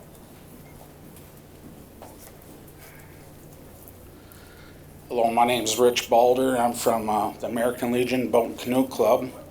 I'm the vice president of the Home Board, which is the governing body. I just want to throw some numbers at you because we're at 401 North Park in Grand Rapids. We hold a lot of events for the public and the community and try to make things work great for all of our veterans. We are a nonprofit organization. Any monies we make, we put back into the building as repairs. This building was shut down for 25 years. So we had to replace roofs, HVAC units, electrical, the whole 9 yards. We don't have any extra money, period. Any extra monies we have, we give it to our veterans at the home and whoever else needs it. So the price on this, I talked to a fire suppression company, and he said for brand new construction, they get $6 a square foot. Well, I took our floor plan, and we have 15,675 square feet. Figure it out, folks, it's $94,050 right on the cheap side. Because he said, if it's an older building, you can double or triple it. Where are we going to come up with it? We're nonprofit. We're not going to qualify for any tax rebates. You would put us right out along with all the rest of the veterans. We are up to safety. We're up to code with the fire department. They come and check us every year, and every year we pass flying colors. All I can say is think about this real hard, because you're going to put a lot of people out. Thank you. Thank you. Thank you, Rich. All right, anyone else who wishes to be heard on this item?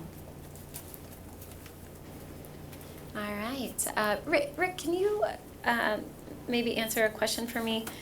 Can you give us a sense of, I have two questions. Can you give us a sense of what is the average cost for an older building retrofit, and do you have to upgrade the water main? Is that typical? Typically for a sprinkler system, you would have to install another water line for that. So. Do you know the cost of that? I'm not exactly sure. It's some tens of thousands of dollars, typically for the size that you would need. Normal hall would probably need a 6-inch, so I can probably find that out. But yours is 15,000. Okay. We have experience around the table here. I should remember that because I recall you complaining about it. And then for the sprinkler system. The National Fire Sprinkler Association has come up, their numbers that they use are for retrofit are $6 a square foot. But as the gentleman said, some retrofits are more difficult, and it could go up from there probably. And then my other question is, I'm sure communities all over are looking at adopting the newest edition of the fire code. Are we familiar with other communities who are struggling with the same issue, and how have they resolved it? Other communities are in the process as well, so I don't know that anybody has grappled with this in any complete way. Okay. All right. Commissioners, any other questions? Commissioner Moody? Yes, I'd like to ask you if it was in your recommendation, did you inspect all of the buildings that you're requiring to get this sprinkler system? I'm sorry, could you repeat that? Did you inspect all of the buildings that you are requesting get the sprinkler system put in? We have an annual inspection for all of the operational permits for places of assembly. Around this time of year, we kind of concentrate and help the Pulaski halls get up to their code, and the other halls that are open this time of year. So yes, we do regularly get into these buildings and help them achieve the fire safety compliance. What all of those complaints that we're hearing tonight were the things such as the water mains included in the discussions or inspection of those buildings? No, that hasn't been a requirement in previous codes. Thank you.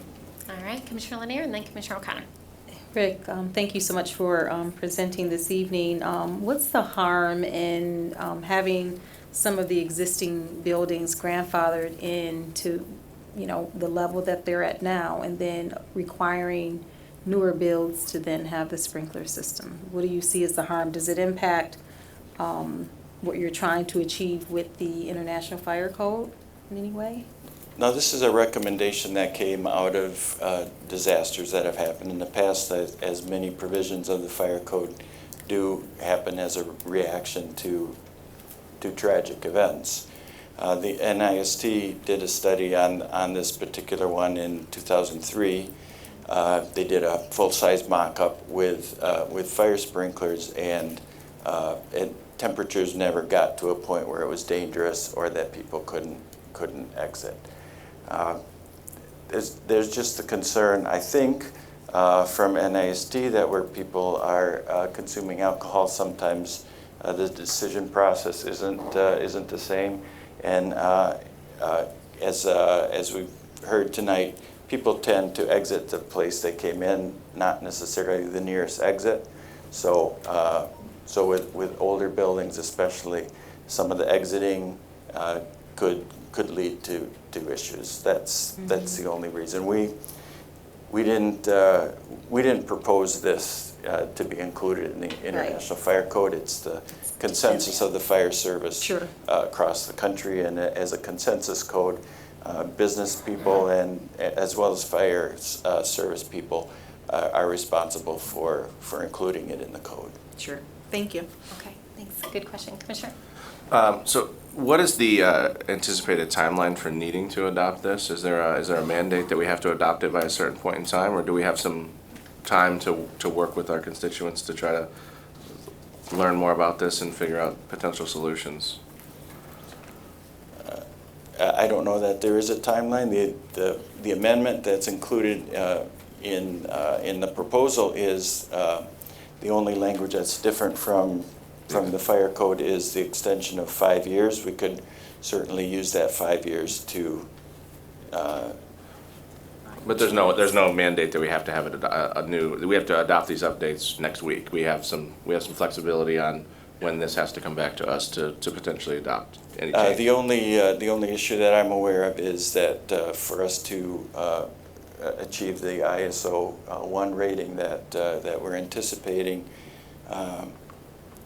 it is to adopt the latest version of the fire code. Okay. I guess my next question then would be, understanding that some of our nonprofit club users have concerns about their potential capacity. Is there an opportunity to, in the very near future, before we bring this back, to maybe do some preliminary work with our clubs to look at what their existing capacities are, what would work for them in the future, and try to work on some of that to try to potentially mitigate some of this, as well as maybe codify some of the, we talked a little bit about maybe providing some exemptions with a plan for a certain number of events per year. I mean, I have to imagine that, for a majority of our, Pulaski Day weekend is coming up here, which is a wonderful thing, and, love going out and celebrating. But, those nights of 300 or 400 people in a hall, that's not tonight, I imagine, at any of these places. So let's try to figure out, and maybe even including some of that language on record to say, hey, you could have X number of nights per year, X percentage of open days, or something of that nature, to give them some certainty, and also to provide you guys some certainty to know how many days you're going to have to be mindful of as it relates to these types of events, and maybe have some certainty around that before we then bring this back to this table for adoption? Certainly, and some of the members bring up a good point.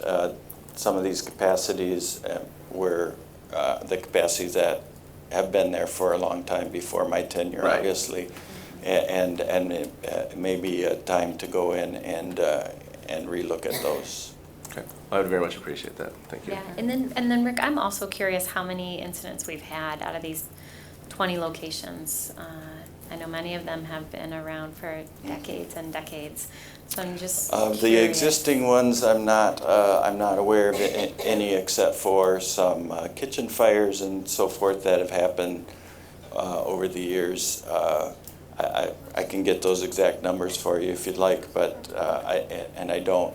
I know that within the past 20 years, we had an incident much like what happened at the Station nightclub, with a venue that no longer exists, but where pyrotechnics set fire, or electrical equipment set fire to furnishings that weren't fire retardant treated, and the people thought it was part of the show. The same thing has happened with the Station, and it was very close to being a disaster. Okay, thank you. Commissioner? Rick, I know you probably didn't anticipate all these questions coming at you tonight, but I'm just wondering, you mentioned our ISO rating. So would this affect us then in terms of that rating if we don't adopt it? And I think we would need to kind of figure out how that might affect the city's insurance, our insurance, and also the insurance of all those people out there who have these clubs, because by having such a good fire code and rating, I know that their insurance codes are also, or costs are lowered as well. Isn't that correct? I'm not the expert on ISO.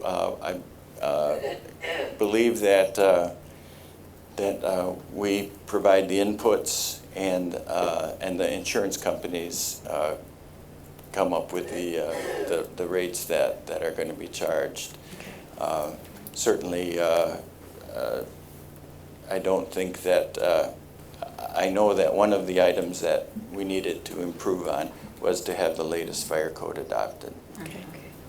But we could still adopt code with exemptions or with some narrow grandfathering in, and it would, I know we've talked about that with other types of codes, so that would still be acceptable by the ISO raters. Correct. Okay. Commissioner? I just, as the chair of community development, want to commit to not approving any pyrotechnics at any of our non-sprinklered clubs. All right, deal. Since we have to prove all those, I think there will be support for that. All right, so I'll end with Commissioner Moody. It sounds like we have some work to do on this before it's brought back to this body. Commissioner Moody? Yeah, I want to add that if we do get to a point where we allow some of the buildings to be grandfathered in, I think it would be very important to allow those buildings to have some kind of fire safety exercise done periodically. Yeah, thank you. I agree. Thank you. All right, I think what I said earlier stands. And I think it's shared by my colleagues that we don't want to do anything that closes down one of our halls or has a negative impact on our American Legions. And so clearly we have some work to do to try to find a solution here. So Madam Mayor, the ordinance is scheduled to come back next week. And so that was a resolution you adopted previously. So we can bring it back and you can at that time postpone it, which might be a good idea, until we resolve this matter. So in the meantime, we can look at how we might address this. And if we come up with a miracle here in the next day, because we have a meeting, we have to do the agenda on Thursday. So maybe we can move forward. But I think staff has heard the discussion and heard your discussion, and we'll work on it. Good. And there may be, again, this is a public hearing, so I know my colleagues may have ideas about this as well. We may want to move forward with it, with exceptions or with certain buildings grandfathered in, or we may want to postpone it altogether. But we can have that conversation at our next meeting and decide what we want to do. So, Good, all thank right, you. thanks. All right, thank you. Thank you all for coming out. Appreciate your input. So. All right, next, that will take us to our last opportunity for public comment tonight. So if you're here to speak on anything else that is on your heart or mind, come on up.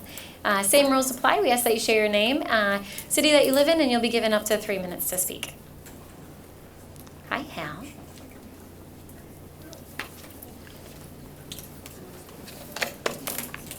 My name is Hal Fruit. I live at 135 Camp House Circle, downtown. Mr. Mayor, Commissioners, last weekend we experienced City Fest, and by the attendance numbers and the economic stance, that was a huge success. However, for those who live downtown, it wasn't truly a success. At 9 p.m. on Sunday, the last act started up, and at that point the volume was cranked up to max. Many of you have been to concerts. You know what loud volume is like at a concert. The city says you can't go over 85 decibels. It was well over 85 decibels, and this was at 9 p.m. Sunday night. Not only did the volume wake me up, but it rattled windows at some of the downtown residences. When I called the police department to report the excessive noise, police officer taking the report was able to hear the concert over my phone with the windows locked. You have a copy of that police report. Special note of interest, police department is in charge of enforcing noise ordinances. However, they reported to me they don't have a decibel meter. They have no way of knowing what the noise is. I was able to download a dB meter on my phone. It's a free app. The city has a noise limit of 85 decibels, and special events staff notified me or told me that the perimeter noise for that concert never exceeded 71 decibels. However, they also told me in the same letter, and you do have that information, that the sound booth was recorded at 104 decibels. The city has a code limit of 85. Okay, event staff monitored it at 104, and that's from their statement. Again, you have that information. It was also noted that the decibel limit was 71 decibels at the JW Marriott at their outside area. It was also suggested by staff that the excessive noise level might have been due to the fact that water amplifies sound. You have information as to that also. And yes, water does amplify sound at the level of the water. I happen to live 180 feet above the water. If the water did amplify the sound, it should have been louder at the JW Marriott, and it wasn't. Next, there are a few flaws with the permitting process. First, the city leaves it up to the promoter to contact the residents and the businesses in the area. There are no requirements who gets contacted or how many people get contacted. Second, there's no information sent to residents or businesses as to what a remedy might be. So if information is sent out, there's nothing there saying, call so-and-so to report it if you have any concerns. The flyer that was sent out and the information that was sent out for City Fest, and again, you have that in the information packet, was the flyer that was distributed throughout the city. That's what was sent out to residents, telling us City Fest will exist. Thank you. Thank you, Hal. Appreciate your input. Thank you. Hi, others wish to be heard? Good evening. My name is Gloria Vaughn. I'm a neighbor of Hal's. I live at Plaza Towers. Frankly, I would really rather be home vacuuming than speaking here at the City Commission. This isn't my thing to do. But you need to know how over the top the music was last weekend at the event by the Ford Museum. I shut my windows and turned my TV up, but the music was so loud I could not drown it out. It has never been that loud for any other event before, and I have lived at Plaza Towers for 26 years.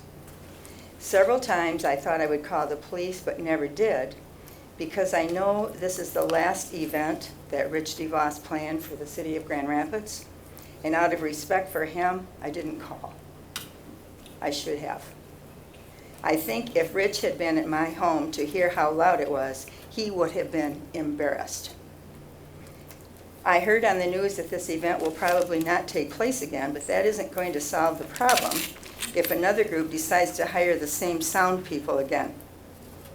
I'm afraid others will think City Fest played their extremely loud music and there was no consequence, so we can too. Let's hire the same sound crew because they know how to really crank it up so everybody in Muskegon can hear.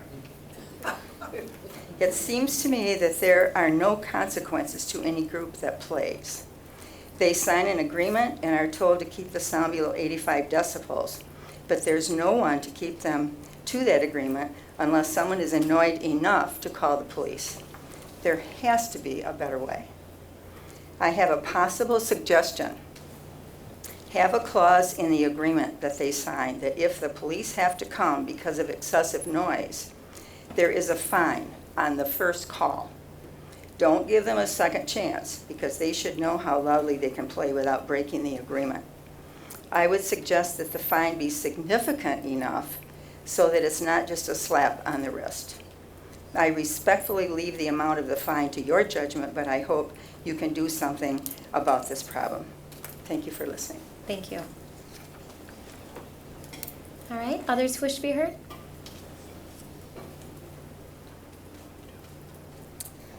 Hi, my name is Taylor Musil, and I am reading a letter on behalf of Grand Rapids Homes for All. And I ask that if anyone is here who is a member of Grand Rapids Homes for All or here in support of us, if you could stand while I give this statement. We'd like to thank you for passing Housing Now Proposals 1, 2, 4, 5, 7, 11, and most recently 10, the rental application ordinance. Limiting the cost of rental applications and ensuring that people have more information if denied are important steps in breaking down barriers to housing in our city. We look forward to working with Connie Bohatch to ensure that the rollout of its November launch will make the ordinance clear and accessible for people who are seeking housing and for landlords and property management companies. But we're here tonight to ask and urge you to reject the 3 by right, now being referred to as administrative approval proposals, pass the density bonus amendment, and revise the master plan. We think that these proposals will only exacerbate the predatory land grabs by developers who displaced Grand Rapids residents. And the community has spoken its desires 3 times for the rejection of 3 by right zoning proposals. What we heard around the community feedback meetings hosted by WMCAT echoed the concerns raised at public hearings: demolition, displacement, gentrification, pushing up rent and pushing out residents, and most concerning, the loss of public input on a project-by-project basis. We acknowledge that changes to the zoning rules related to density could address policies originally created to perpetrate redlining, but we strongly believe resident voice is necessary and worth preserving. We also see no reason to believe that zoning rules, changing them now, will lead to greater equity or affordability in Grand Rapids. We ask all this in alignment with the National Homes for All campaign, which states that our housing system is unjust and failing to serve those most vulnerable in our community, and that this system didn't fail us by accident. It was initiated and perpetrated by intentional managerial systemic racism and injustice, and we value housing as a human right and not a commodity to maximize profit, and believe that it must be based on community control, affordability, permanence, inclusivity, and health and sustainability. Thank you for your work on this complex issue, and we know that state-level reform is necessary, but we ask you to act for the people with the power that you have. And complicity is not an option. We thank you, Grand Rapids Homes for All. Thank you. Thank you. All right, others who wish to be heard? Jim Howe, Crescent Neighborhood, Grand Rapids Home for All. Our issue is by right, and that's a big issue we have. For the last 2 years, we've been coming here begging for community input, begging for these meetings, we're begging for developers to reach out to neighbors. We just passed a VETA in order to make that more possible and feasible. And now we're going to turn around and give them the right to do whatever they want within 500 feet of a TVA. And you would think in your mind, okay, well, if you live on a major corridor, you're likely to fall within. So my wife just the other week asked me, well, what do we live in? Do we live in an LDR? And I'm like, oh yeah, we do. Let me pull up the city map and show it to you. And I sent it to her. And little did I know is on Palmer and Coit, if you live in our neighborhood, there's the catering company. That's a TBA. So now what I would think would just be the edges of my neighborhood, now the entire section of low-income housing in my neighborhood falls within 500 feet of a TBA. You could literally draw a line where Ann Street is over where most of our low-income housing is, and there's a TBA dead smack in the middle of that neighborhood. So when we're saying we're going to get feedback and we're going to hire WEMCAT to get that, how many affected residents are at those meetings? And what percentage of the residents, even in my small neighborhood, that are going to be affected know about this? And then there's these steps that come down the line. When someone buys a property and changes it, right now we're on a special land use high that we're riding here, but if someone converts something to a TBA, that then affects every resident in that area. And we're not talking just corner lots. I mean, you're giving corner lots permission for everybody, but you're talking every single house inside of that 500 feet could become a duplex. And we've seen that happen. Belknap Lookout. They brought that whole road, the whole line of houses. They let them all go downhill, and then they're putting in all new beautiful houses there. And row houses, or now they're detached, right? Well, with this new law, they could do that on any single block in my neighborhood, basically, except on my block. I mean, I'm 700 feet, so I'm good. But it's a concern that it's not a small area. It's not just those who live real close to a commercial district, because there's TBAs, if you look at our zoning maps, throughout our neighborhoods everywhere. And it's not, if you look at map number 13, you'd be surprised. Maybe next week, next meeting, I'll bring a blow up one that we can put up, because I know we love pictures. Thank you. Thank you. Thank you, Jim. All right, others who wish to be heard? Hi, welcome. Hello, Ben Kaiser, City of Grand Rapids with Grand Rapids Homes for All. Also want to speak on the 3 by right or administrative proposals and ordinances. There are many things in these ordinances that are good, that would attempt to combat inequality and address affordable housing issues and help relieve our housing crisis. But what's not good is that they included an expansion of development by right in our city. Resident voice should not be taken out of the development process. Residents' ability to speak into what's happening in their city is foundational to our democracy. It's why you've given us the time to speak to you here. It's why the city was able to pass a strong residential application ordinance. And it's how many of you, I imagine, got into local politics in the first place. Community feedback is essential for heading off unintended consequences and for addressing disagreements in our community. A perfect example of this is, coincidentally, your response to our citizen dissatisfaction about these 3 ordinances. You heard us, you heard that there might be an issue, and then you engaged the community with more feedback through this WMCAP process. And that was awesome, that's great. We need more of that, not less. To address housing inequality, citizens need more opportunities to be informed about and to speak into the developments that's happening all over our community. The people closest to the pain need to be closest to the power, and taking away their voice in development hinders that. I urge you to reject the 3 by right, now referred to as administrative approval proposals, pass the density bonus amendment, and revise the master plan. These proposals, created by a housing advisory committee that lacked any representatives from the affected community in need of truly affordable housing, will only exacerbate predatory land grabs by developers who displace Grand Rapids residents. Thank you. Thank you. Thanks, Ben. All right, others who wish to be heard?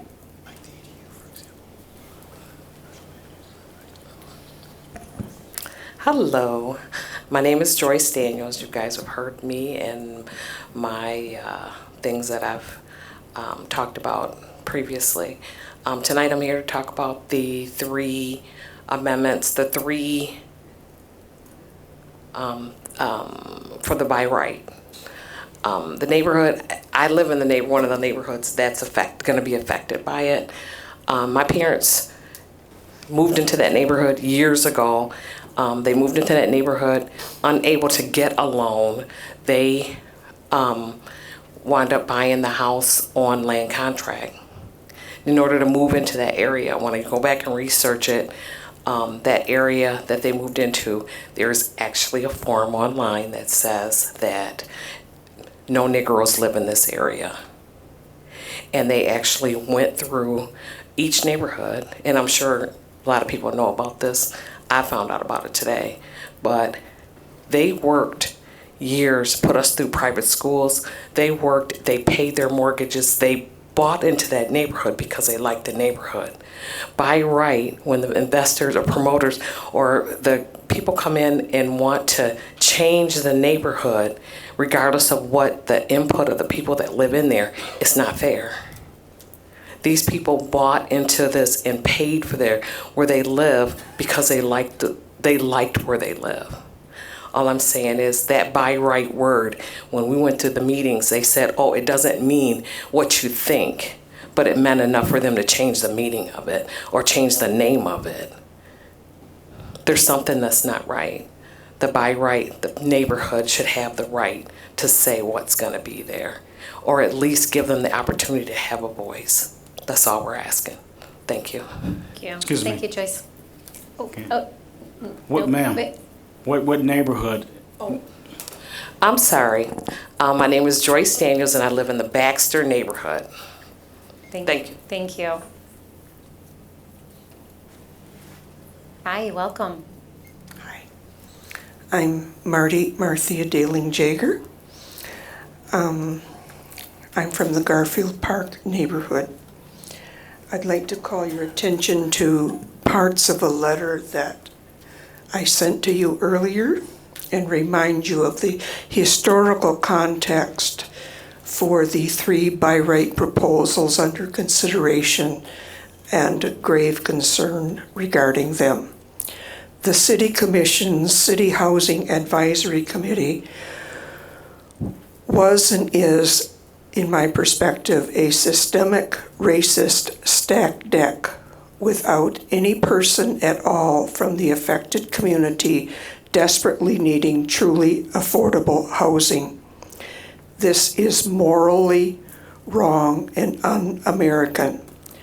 I had been warned against my own initial belief of the City Commission's complicity with elite power corporates, desires for continuation of ego-driven, make Grand Rapids great, market-driven and diluted justice, Band-Aid designed and managed de facto systemic racism of the United States and Grand Rapids.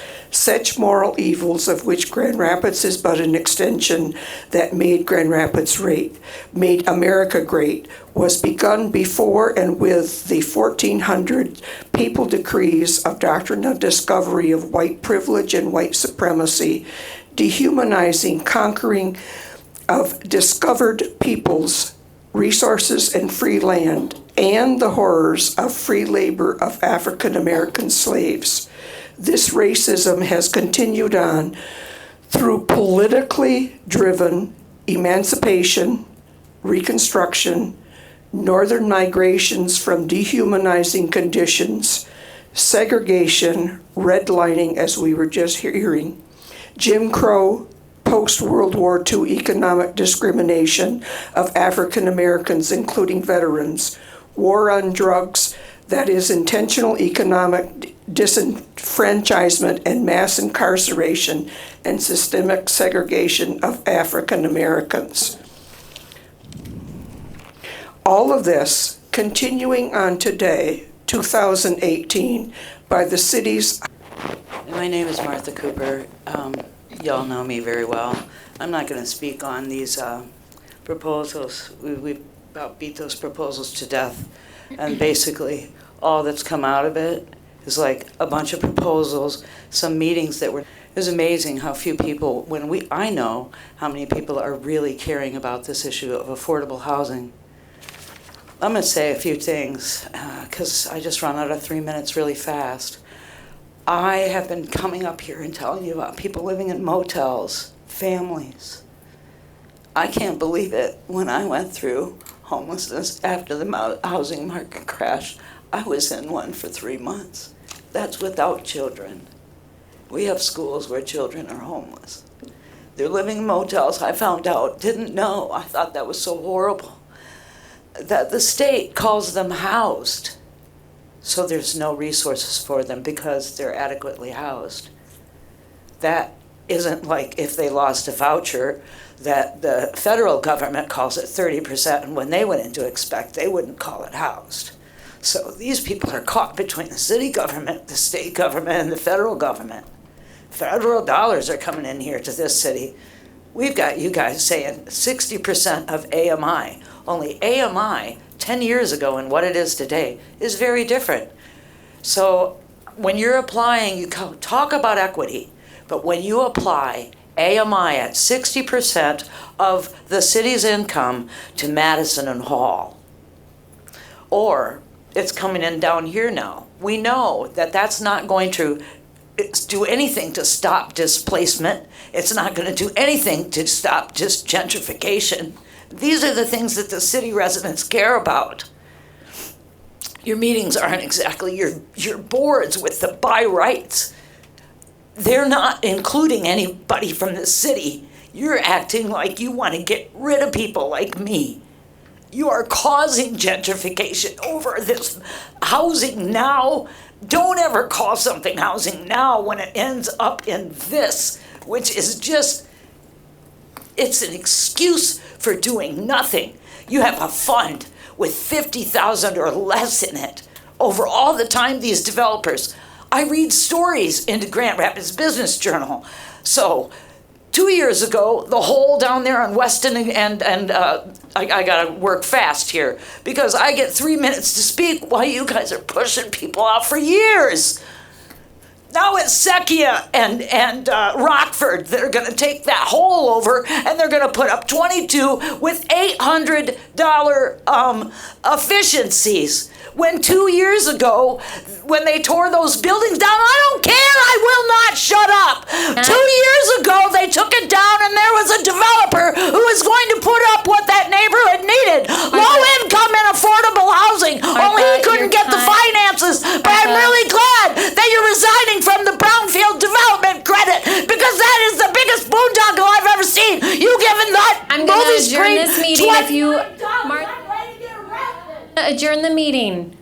We need to respect that everyone has a right to be heard. You need to act respectable. All right, others who wish to be heard. And then I'm going to close this public comment period. Mr. Miller, I'll give you the last word. Good evening. As long as you're respectful in this space. Good evening. My name is Ryan Verwise, resident of Garfield Park. I wanted to first start by appreciating the passion with which the Homes for All folks advocate in our community. I know that they believe in care and concern for those on the margins in our community economically, and so I appreciate the passion with which they advocate. I want to thank you for hiring WMCAT for the work that they've done. They did an excellent job taking very complicated policy and boiling it down into very understandable bite-sized chunks, and so I very much appreciate the work that they did. As a resident, I participated at the Kroc Center.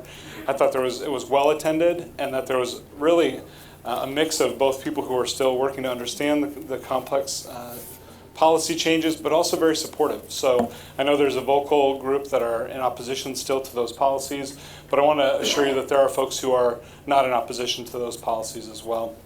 I think we're in a time of significant shortage of housing, and supply and demand is a factor in our housing. And so while I respect the desire of folks who've expressed the desire to move this to the master planning process, my continued concern about that is that the longer we wait to create more creative opportunities for additional housing types throughout our city, more of our neighbors will be displaced. That AMI will continue to creep up as we have fewer and fewer housing opportunities. So I still believe that these Housing Now policies have great promise. I would still advocate that you would consider moving them forward.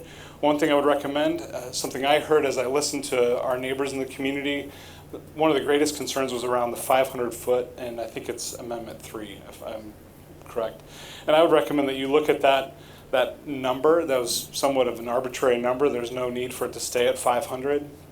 That number could be moved significantly lower and reduce a lot of the concern and stress because it would impact less of the neighborhoods. But I also just want to reiterate that we're at a crisis stage in our housing in this community, that we need people, not just nonprofit developers like ICCF, but other developers, including people who would be willing to have an additional renter on their own site, like with the ADUs. Create different opportunities for developers to create different types of housing, which are inherently less expensive. Nonprofits like ours would be able to do different types of housing that we can't do right now. So I just want to implore you, and one, applaud you. Thank you for taking the time to listen to a community. Thank you for being open to feedback, both positive and negative. But I just want to register my positive feedback and appreciation for your work in this regard. Thanks. Thank you. Thank you, Ryan. All right, final thoughts? Kim, you're going to come up and speak. Good evening. Good evening. I'm Kim Spring with the Creston Neighborhood Association. I'm the community organizer. And I don't want to reiterate exactly what Jim said when this was opened. But in terms of, just to put it in context, in terms of the devastation that this could cause to our neighborhood, I work in a certain area through the Community Development Block Grant funding that our neighborhood receives, and it's the lowest income area of our neighborhood. And when this sort of just escalated and all of a sudden we got the maps with what we call the blue bubbles, and we were just all blown away by how much blue there was, we didn't really start to just break that map down and look at it until I was targeting where I was going to do door-to-door work to build the turnout for the WMCAT meeting that was on the northeast side. And so I was on the 0-100 block of Palmer, and I was explaining to people, first of all, it's really hard to explain to someone even what zoning is. And then when I would explain to them, it's what people are allowed to build in what locations. And I'd say if you look across the street, they could very well buy those 4 houses across from you, demolish them, displace those families and your neighbors, and build, 9 row houses. And I mean, people were visibly upset to hear this kind of information. And then I went back through the blue bubble map and I'm like, that is my whole target area. That is the diversity in our neighborhood for the most part. That is what makes us unique and special. And so I just really want you to consider, I know the urgency that Jeremy and at Link and they have at ICCF and with the other nonprofit developers, and we do need them to help us get more affordable housing. But we're happy to work with them. Keep the community input component, and we will be there to support them in their projects. So I just wanted to say, again, if we can slow this down a little bit as we have more of an opportunity to talk with our neighbors, we're getting a better sense that they are not in support. Our board of directors has not written a letter to the commission explaining our stand because we really haven't we have 27,000 people in the Creston neighborhood, and we're not going to make a stand based on a very small percentage of people that we've been able to interact with on this issue. So slowing it down if possible, or just leave the community input in place. Thank you. Have a good evening. Thanks, Kim. All right, Mr. Miller, I'm going to give you the last opportunity for public comment, and then I'm going to close this down.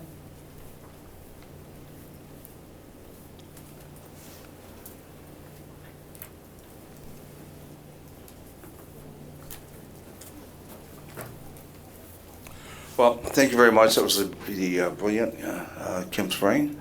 I just was not going to speak. I spoke a couple times before, but I will speak in support of your first 2 speakers. I've lived in. I've never seen the noise situation worse than what I had experienced here. It was downtown. You're charging people. You put up these buildings downtown. The City View Bank building was redeveloped. Plaza Towers. I think one big thing would be helpful was just demolish DGRI and what they're bringing in here.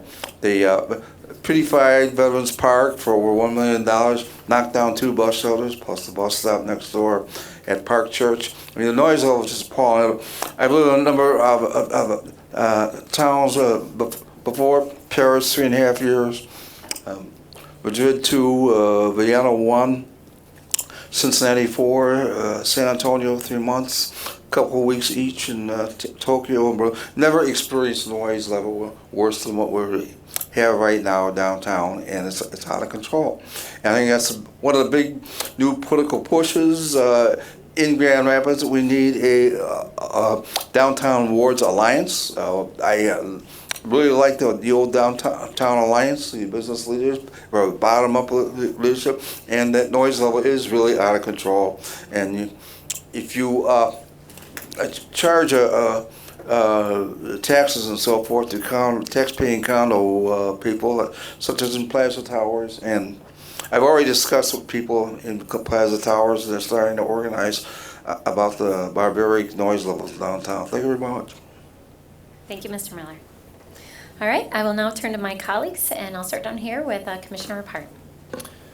Thanks everybody for coming out. Thanks for all the First Ward folks to come advocate for the halls. I have full confidence in our chief and fire department to come up with a creative solution to allow for the little guy to be able to stay in business. And thanks also to the Homes for All people for coming again and pouring out your hearts to us. And yeah, I'm just trying to strike the balance. So I appreciate also Ryan's comments to say that we got to figure this out. So I look forward to hearing the debrief from WMCAT coming back to us about those Housing Now proposals and discussing it with my colleagues here. I think that it's going to be a good discussion. Thank you. Commissioner Moody? I thank everybody for coming out tonight. More importantly, I think that collaboration is very important. And I think that the more that we talk and the more that we hear gives us a better understanding of what's taking place in the community. Even though we might miss some portions of some of the, what we were called the, what's the word I want to use? I'm trying to think of it. Yeah, not just the housing, but I'm looking more toward the, man, I'm getting old. I'm having a community breakdown over here. We've been here since 7:30. Yeah, it's okay. AM. But I'm more thinking about the neighborhood association. That's what I want to say. The neighborhood associations in terms of collaborations with them and with developers and with the community. I think that's important. Once again, I want to say that collaboration always is a key. I am very interested in everything that's taking place in our city, and I hope that we can continue to work together as a city and not lose our perspectiveness with one another. Thank you, Commissioner. Commissioner Kelly? Yeah, I want to thank everybody for being here tonight as well and expressing your views. And I just wanted to also mention that there's an individual in our community, Elizabeth Sanders, who is honoring her husband, Michael. She raised enough money to repave Wilcox Park's basketball court in his memory. So it was an area that they lived next door to, and he played basketball with the neighborhood kids, and it's pretty special that they'll be honoring him in October, and that he got a grant that was matched by MEDC. They also kicked in $12,500, so that's pretty impressive. Nice. Thanks for letting us know about that. Commissioner Lanier? Thanks everyone for coming out tonight. I appreciate all of the public comment. Thanks. Commissioner O'Connor? Commissioner Jones? Again, thanks everyone for coming out on this evening. And in particular, I want to thank the folks who spoke to the issue of the Housing Now recommendations. I will say that we are, I think all, I would ask that in all of this that folk would really give consideration to the fact that we are very aware of what's at stake. And I think that quite often there's the perception that we are either somewhat insensitive or clueless, but we happen to be, we all have our lived experience, those of us who sit up here, and we also have day jobs that deal directly with these issues. And so we just ask that, to the point that my colleague Commissioner Moody made, that we just operate at all times with the greatest sense of dignity and respect for one another, and I think we'll get to a better place. So, thank you, Mayor. Thank you, Commissioner. Eric, anything to add? You know, I've had enough today, so thank you. I appreciate all your help and support. So. Anita? No? All right. Well, in closing, I will just add my thanks to all of our EMS and firefighters and police officers who serve and sacrifice as we come together as a community on this day of remembrance for September 11th, 17 years ago on that tragic day. I think it's important as we end this day that we all share our thanks and appreciation, but also remember the impact that had on our community and on our country. But most importantly, that we remember the lives lost. So have a good night.